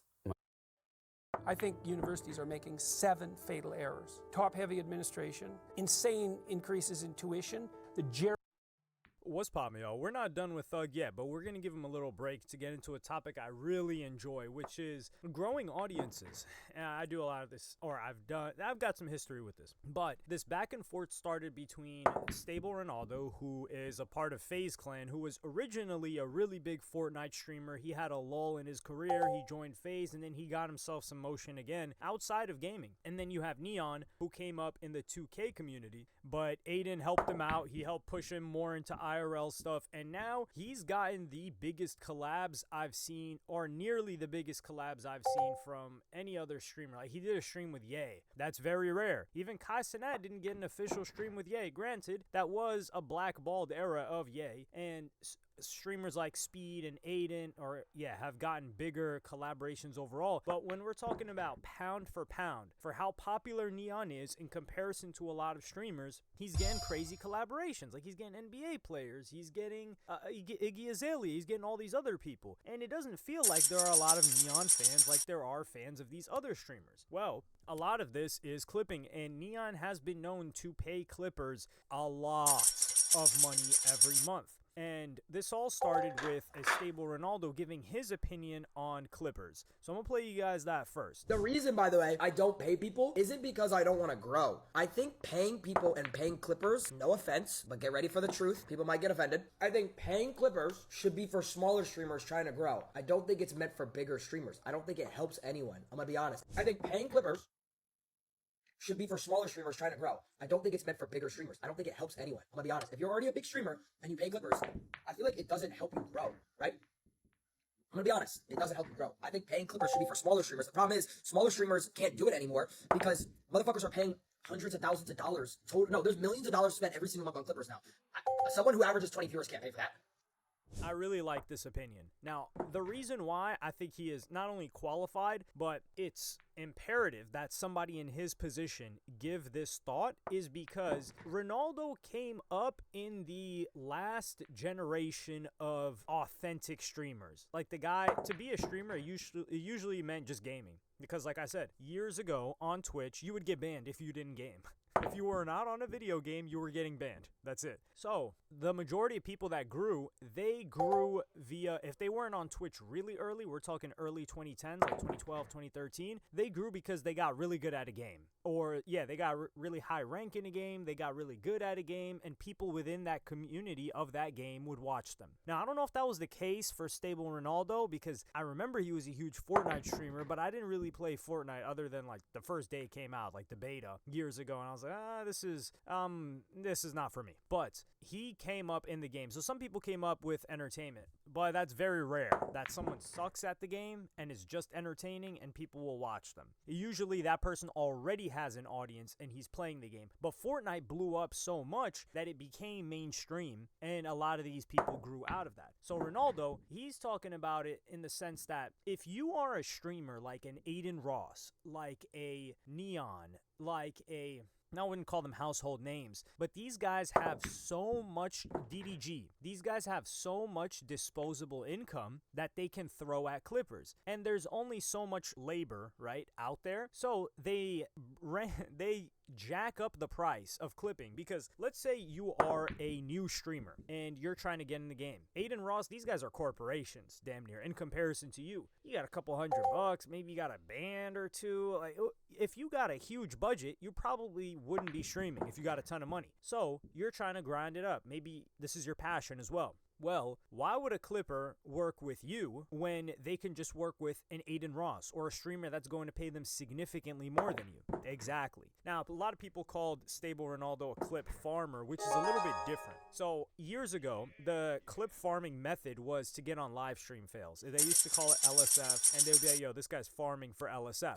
So you couldn't post yourself on LSF. Live stream fails, a Reddit, for kind of like, it started off as like bloopers and funny moments of streams, and then people started to understand that they could grow off of there. So streamers, like, I wouldn't necessarily say QT Cinderella is one of them, but there are some streamers that built their careers off of getting clips that get put on there. But you couldn't self-promote, and people from your audience couldn't promote you, otherwise you would get banned from that subreddit. So people would bait content that would get clipped and then get put on there. So Ronaldo, he is so big and he's got so many fans that he'll behave in a certain way that he knows, oh, they're gonna clip this, as opposed to a Neon or others that are paying people to just clip their stuff. So I think Ronaldo here is like supporting smaller streamers, saying like, yo, if you're huge, just be good and people will clip you anyway. And this is the funny thing, because normal people that just watch the stuff, they're like, yo, these biggest streamers, they don't need to pay they don't need to pay clippers. They're the biggest. No. They're going to get clipped anyway. No. They're the ones that are paying for all the clippers because the small streamers can't afford them. And the reason that the small streamers can't afford them is because the big ones jacked up the price. It's like TikTok, for instance, and I used to do this, but years ago, the TikTokers and the metas have changed. The metas have changed. But let's say 2019, Addison Rae, I got a homie.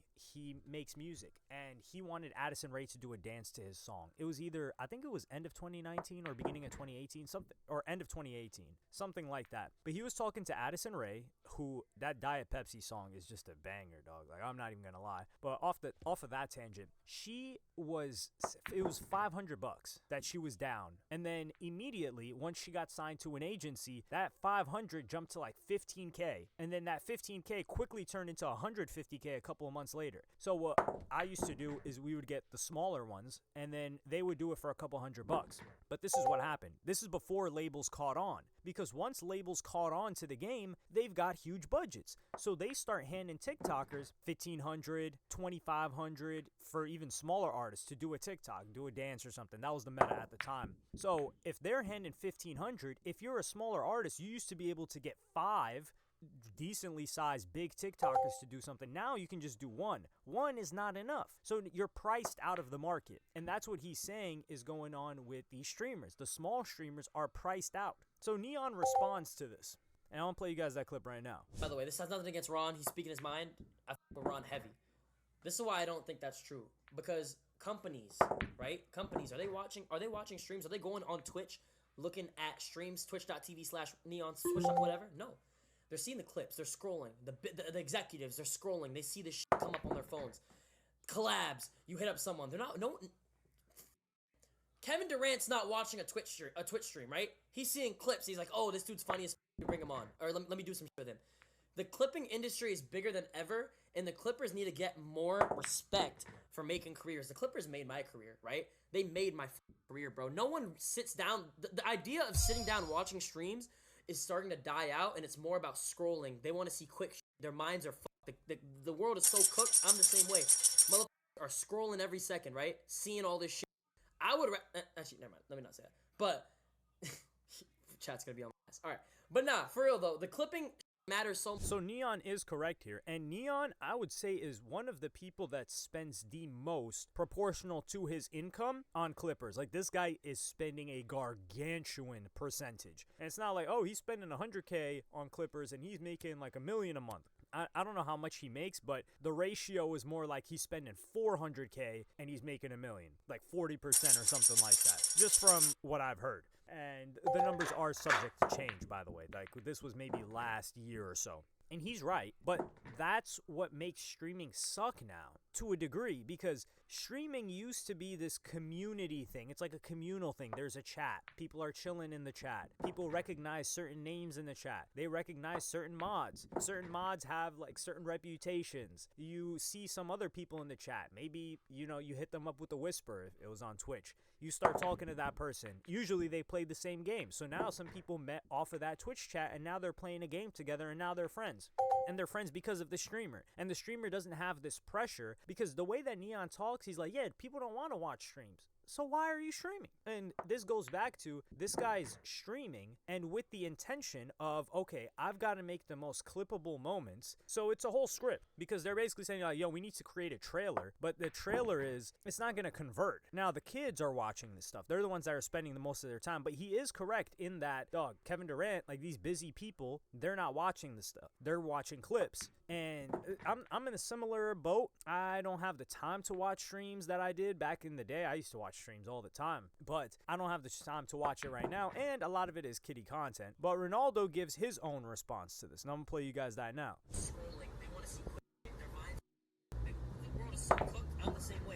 See, that's the problem, though. The biggest problem is motherfuckers are taking streaming and turning it into something that it's not. If you want to do that, go do that somewhere else. I'm gonna be honest with you. It's agree and I disagree. I think the problem with streaming right now is everyone's trying to do too many clips to the point where streaming isn't becoming streaming. The whole point of streaming to me is engaging with my community. You're like, people are worried about companies seeing you making like whatever it is, and I get it. It's all a business at the end of the day. But at the same time, it ruins the fundamental of why you want to become a streamer. If someone's watching the stream, they want to become a streamer because they want to entertain, they want to do that. Like, I don't know, bro. It's a yes and a no. It's like a yin and a yang. You know what I'm saying? Like, I don't disagree with clipping is bad, but I also don't ever see a world where I'm paying $100,000 a month for clippers. That's never I haven't paid a single dollar to a single clipper, and look how far I've gotten. You know what I'm saying? It's like, see, this guy gives, I really like this guy now, the more that I'm learning about him, because he's giving such a balanced take on this. Usually, someone's got a more radical one-sided approach where it's like, no, streaming is supposed to be this. He's saying like, yo, I understand from the business aspect, but what are you really doing? You are not a live streamer then. You are a promoter. You are like a scripter. You are a director of a show that you're also acting in, because all you're thinking about is clips and you're spending a ton of money to promote it. So how many people are actually messing with you? Like, how many people do really enjoy your product? And what is your product? And if Ronaldo, I see this guy Ronaldo's clips everywhere. And I'm not even on TikTok like that. I started using the application like maybe a day or two ago because I need to stay tapped in. Like, culturally, a lot of the stuff is happening on TikTok first. And that's just the game, you know, you got to get with the times. But for Ronaldo, he's always getting clipped. And it's because his content is that entertaining. So if this guy is getting, and this is the thing, these guys are getting more viewers than Neon, but Neon's getting bigger collabs with bigger people. And are people really watching Neon for Neon, or for who he has on the stream, or who he's going to interact with? And you get into this situation where you're dependent on these clippers. And I think Ronaldo's saying like, yo, if you were nice like that, and I don't think he's disrespecting Neon because they're cool, but he's saying if you're nice like that, people are just going to clip you anyway. Like, people want to share a really funny moment, especially if you got a tight community. They're going to share that moment, and then that person's going to share that moment if it's funny. I haven't really seen a funny Neon clip in quite a while. Most of it is, okay, it's just like a dull thing. And to be fair, like Stable Ronaldo, not everybody can get smacked by Bradley Martin after trying to take his hat. You have to share something like that, right? Like, that is one hell of a clip. But that guy, he engineered that clip and how viral it went, and he didn't pay for it. Like he said he never paid for clippers. And I think that's more organic streamer. Now, I just feel bad for the up-and-coming streamers because you got to do the most, and you got to come into this game with a budget. That's never been a thing in streaming, and that is not a thing on YouTube, and that's also why I love this platform so much.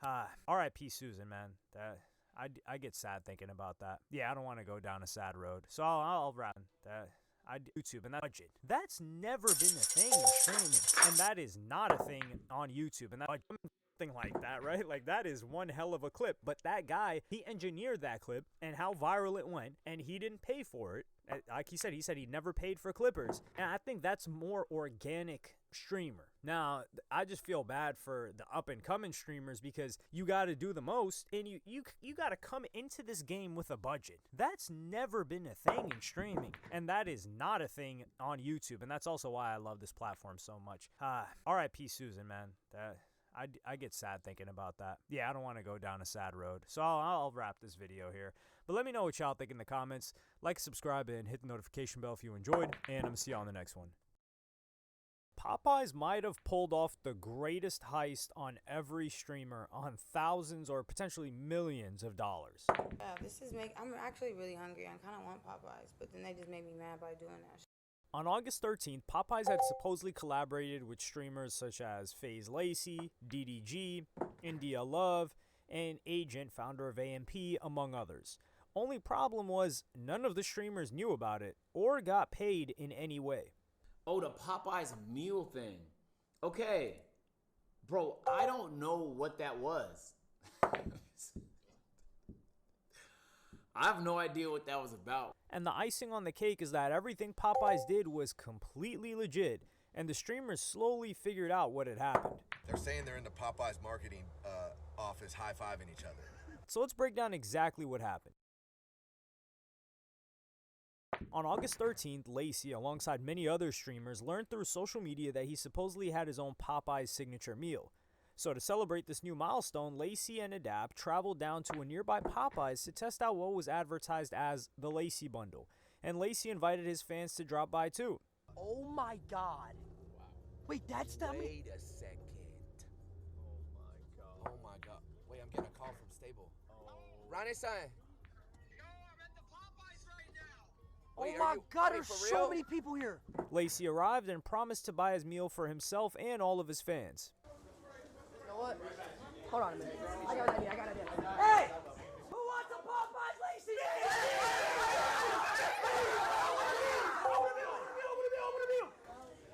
Come on, bring up. Wait, but they don't have it though. Oh, they have it. Don't worry. They have it. Oh God! Everybody's eating for free on Lacy. Wait. How many Lacy meals can we get? How many do you need? However, there were some problems when it came to ordering the meal. I'm confused. Did they not drop your... Hold on. Is Yeah, I'm not seeing a meal on here.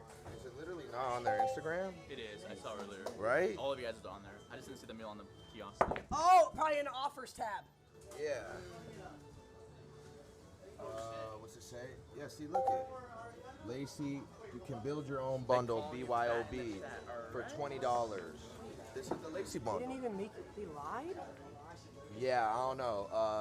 It sounds like you got fleeced here. I'm not seeing your face, your name, nothing that is alluding to the fact that you got a meal. The Lacy Bundle wasn't on the self-service screen, so he figured that he might be able to order it at the kiosk. You know, one of those secret menu items like In-N-Out. Maybe you gotta ask on the kiosk system. Maybe it's just on Maybe Maybe they I have asked the one guy. on the kiosk. I'm Maybe gonna ask ask the him. guy. I'm gonna ask the guy. Excuse me, sir. Sir. Maybe they're saying it's in the app, maybe? Excuse me, sir. The Lacy Bundle doesn't seem to be on the kiosk. What about the torta meal? No, they don't have it there. Listen. You said you never had this promotion. Oh my God, you're an idiot. Why did Popeyes post it then? So they figured this meal simply isn't available in every Popeyes location. Lacy then asked to speak with the manager. Oh, it's the manager. Okay, let me ask him. Alright, so you guys don't have the Lacy Bundle? Apparently right now, but I can help you build your order because that's the only thing I can see right now. Okay, yeah. This one, adapt too. It's the Lacy Bundle right here. In the end, Lacy bought a meal which contained all of the elements of the Lacy Bundle, but wasn't officially referred to as the Lacy Bundle. He bought this meal for all of his fans, tipped the staff, and went home with a bitter taste in his mouth. I went there excited. I thought I had a Lacy meal at Popeyes. I thought the people, You do all the have a people who watch my streams every day could go to Popeyes and order the meal. I think you do have a Lacy meal. It's just not, like I said, they didn't send out the updates to every location yet. It's gonna take a day or two. During this car ride, it started to dawn upon them exactly what happened. Popeyes had launched a build-your-own-bundle meal deal where you pick your own meals of 3 proteins, presumably different variations of chicken, as well as 2 sides for $20. As part of the promotion, Popeyes showed variations chosen by famous streamers. Oh! What? It was never a thing where it was actually your bundle. Yes, it is. It literally says the Lacy Bundle with what I have. Like they're saying that's your bundle. They're saying you could build your own bundles too. This is what Lacy built. Yes, they can build their own bundles, but can your bundle I didn't give them any rights to the image and likeliness of my face. I mean, listen, we're way past that. You just did a full promo in there. You spent like $900. Lacey took issue with them using his name and image without his permission. However, as it turned out, Lacey had unknowingly given them permission 2 months beforehand. Well, I didn't give them any rights to post this on their Instagram. I did. get When it. did I, Drew? When we walked in, everyone had to sign something. You signed something, buddy. You did sign I something. signed it too. For the prom. No, that was for Popeye's release. Oh, wait, photo this is image. for the Streamer University. Streamer prom. Yeah. Oh, my God. You signed something. In June, Lacey and many other streamers attended Streamer Prom. This was sponsored by Popeyes and organized by the streamer Funny Mike, formerly known as 22 Savage. This is sponsored by Popeyes. I'm ready to eat, okay?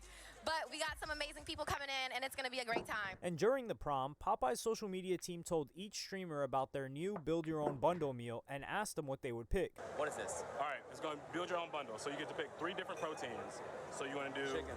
Okay, you got tenders, bone-in, boneless wings, bone-in. No more chicken. Okay, so we're gonna do 12 of those, or 9 of those. Another 3 of boneless those. wing. 9. Oh, you want some? Another boneless wing. Boneless wings. Get one for him. Boneless wing. All right. Yeah. You want one? And a spicy chicken sandwich. And a spicy chicken Some sandwich. All right. fries. Wait, A lemonade. And then we need 2 sides. We need 2 sides. Pick the 2 sides. Mac and cheese? Of course. And then what would you pick? What's your other side? Cajun fries. Let's split it. You don't want the rice? Cajun fries. Rice stretches. Hey, but all that for $20. Cajun fries. But then they just made me mad by doing that. On August 13th, Popeyes had supposedly collaborated. Something really strange is happening in the streaming world. Like the top streamers are not friends.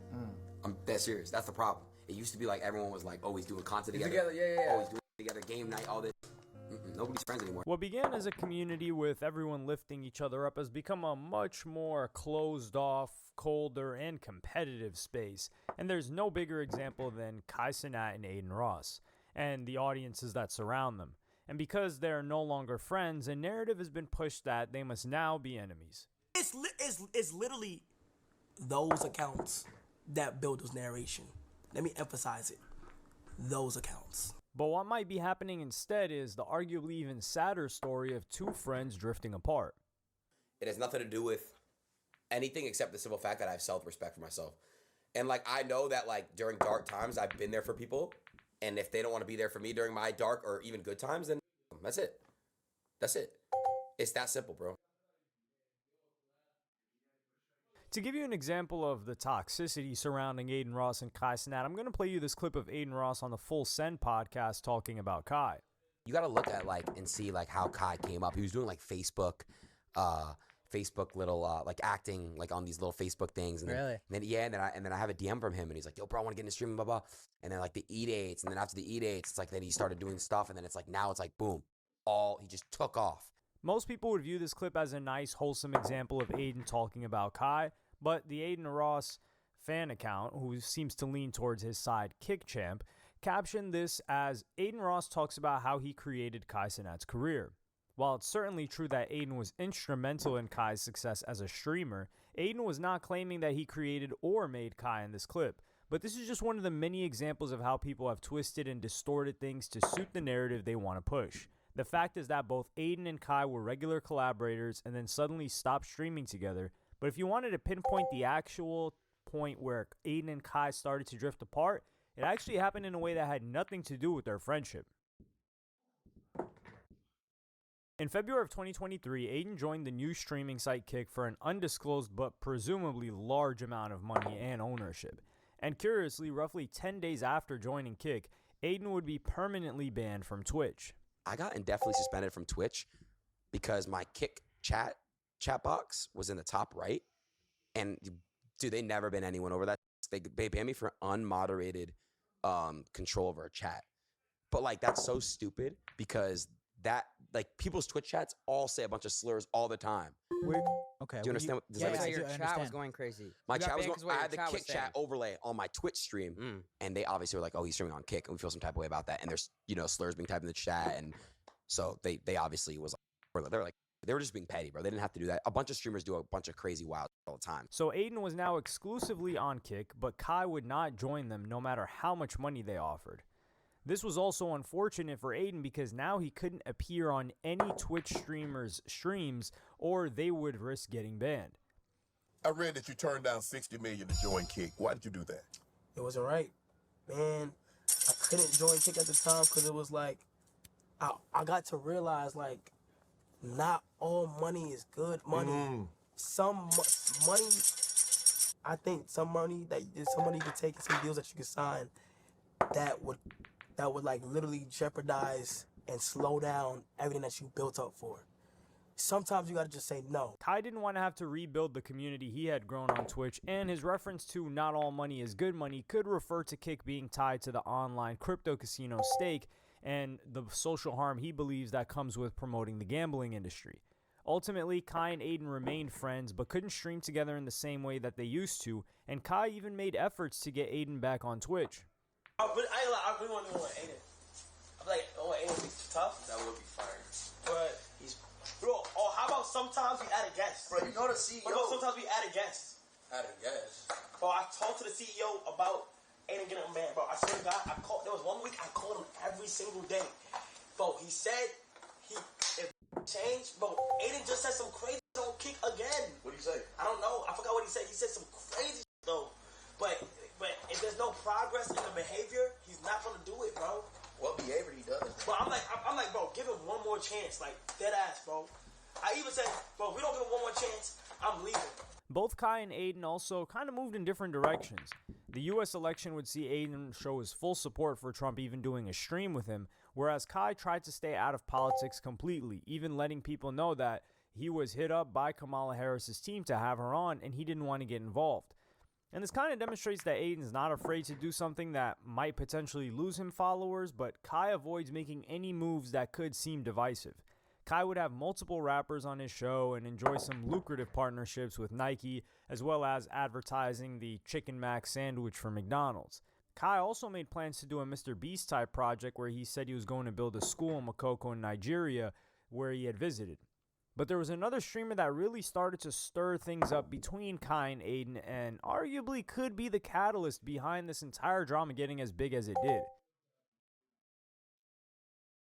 In December of 2024, XQC, who's good friends with Aiden, started to take some unprovoked shots at Kai. Kai had become huge towards the end of 2024 because of his multiple collabs with famous rappers and entertainers. However, XQC decided to point out that Aiden was the person who brought streaming into the mainstream. Chat, I got you credit this due, okay? I understand that Kai perfected it, but I'm only giving credit to Aiden because he genuinely added this new wave of this high tier collab branch to a more underseen market and integration of celebrity into live streaming, which had not been done before, which is now the current blueprint for people when they make it. When people make it, they literally leverage all they have, all their clout, all their fame to get celebrities on stream. So this comment in isolation doesn't look too bad, but he also had this to say about Kai on a stream with Agent, a member of AMP, the group that Kai Cenat is a part of. Kai Cenat strat, she's really dude. Wow, Agent, you let him do that? Wait, when does Kai cry for subs? Oh, fuck, not say something, Q? When does he not? Kai would respond to the allegations that he cries for subs and is desperate to have celebrities on his stream. Felix, let me tell you something, Felix, okay? Felix, let me tell you something. I'll be holding my composure, but that. You. Dead ass, bro. If you gonna be on some funny stop, bro. Like, dead ass, gang. This had the time, this had the nerve to go ahead and tell me that all I do is bring celebrities on stream like that, do collabs like that and cool like that, which I understand is a big part of what I do in there. It's just the most viral, you feel what I'm saying? Don't even account for the half that I've already did, which is fine, that's cool, you feel what I'm saying? Then gonna say, oh my God, he only does this, he don't do nothing this, he cry for subs. Gang, I done switch it up in so many, like we could do whatever you want. I done switch it up to international, I done went international overseas, IRL, I done did gaming, and you was on my, while I was gaming Elden Ring, you was in my chat. And Aiden, to his credit, would try to simmer down this beef. That's why when I saw XQC and Kai today going at it, I was upset. Because, bro, they're two genuine people. And XQC is just a major troll. He's a major troll. I know that's how Felix speaks, and that's how he jokes. But one-on-one, Felix is like the sweetest guy ever, bro. He's the sweetest. He's a great friend. And Kai's a great human being, too. He's a sweet human being as well. So when I saw that, it made me mad. It's like, bro, like, it's just not, it just looks bad, like, that they're doing that, because I know reality, these are two really good people. Kai has a big heart, and so does X, so that made me upset. But Aiden's attempt to put out the fire clearly wasn't successful. In 2025, there would be more and more hate directed at Kai, a lot of which was coming directly from Aiden's fans. And this is where the shots at Kai Cenat started to get truly insane. In January 2025, the Kick Champ account posted a video which was captioned, "Kai Cenat just got exposed by a Nigerian for scamming their village," and was supposedly someone from Nigeria calling out Kai's charity work there. Kai Cenat came to Nigeria here to build school. He collect money from his fans and block us. We receive nothing. He lied to us. Kai cannot come to Nigeria here to build school. He collect money from his fans. He block us and block us. We receive. And this video had a mixture of comments, some of which felt that this was confirmed what they thought all along about Kai, some of which thought this was a very unconvincing accent. Kai and Aiden would make genuine news in February when Jake Paul tried to organize a boxing match between them. Would you ever do a fight? Like, Shit, if you got me that bag, yeah. I got 20 mil guaranteed. Shut up. Each of you. On God. On God. Kai, 20 mil guarantee. Aiden, 20 mil guarantee. I'll make that fight. But I happen. love Kai. Like, I literally love him. Yeah, but I love Mike Tyson. And despite Aiden showing his love for Kai at this time, Kick Champ reported later that month, fans are speculating Kai Cenat is influencing Twitch to keep Aiden Ross banned in fear of his viewership. A month later, the account posted, Aiden Ross and Kai Cenat are no longer on speaking terms after Kai's lack of support for Aiden's Twitch unban. Another tweet claimed that Kai was no longer allowed at Aiden's boxing club. Aiden reportedly said, "If Kai tries to pull up, my security is throwing him out head first," which would later come out to be fake news. Another claim that when Kai played a soccer game with the Sidemen in the UK, Aiden's response was, "I don't want to be around fake creators like Kai anyway." Another rumor. All of these are just, well, many of them are unverified stories being stoked about Aiden and Kai, but the truth is that these stories were merely filling a vacuum. And even if these were all fake, the question still remained, why haven't Kai and Aiden collaborated in any shape or form? Aiden would soon give a rather depressing reason as to why. In an interview with Zias and Bilu, Aiden said the following. Like right now, streaming, bro, it hit another peak, bro. Yeah, it did. I'm but telling there's you. a problem though. The streamers aren't friends. Like the top streamers are not friends. I'm dead serious. That's the problem. It used to be like everyone was like, oh, he's doing content together. Yeah. Oh, he's doing shit together, game night, all this. Nobody's friends anymore. Everyone like really does not fuck with each other. I'm telling you, that's how it feels like. What do you think it is? Is the money, man? The money getting y'all? It's everyone's egos colliding. I was about to say, is it ego? That's all it is, bro. It's an ego collision. Is it like a hidden competition Yeah, too? and I don't understand that. My whole thing is like, since everybody's why is it competition when we could all take care of our family? Kai responded to this and said that this was not Aiden and Kai beefing, but Aiden's fan base had made it difficult to collaborate with him. I feel like not really as easy as like doing shit because do be busy. I just built chat. I ain't gonna lie, I know me. I don't got no ego to nobody. I'm just on some shit where I'm just literally streaming, gang. Bro, he trying to start streaming. What's poppin', y'all?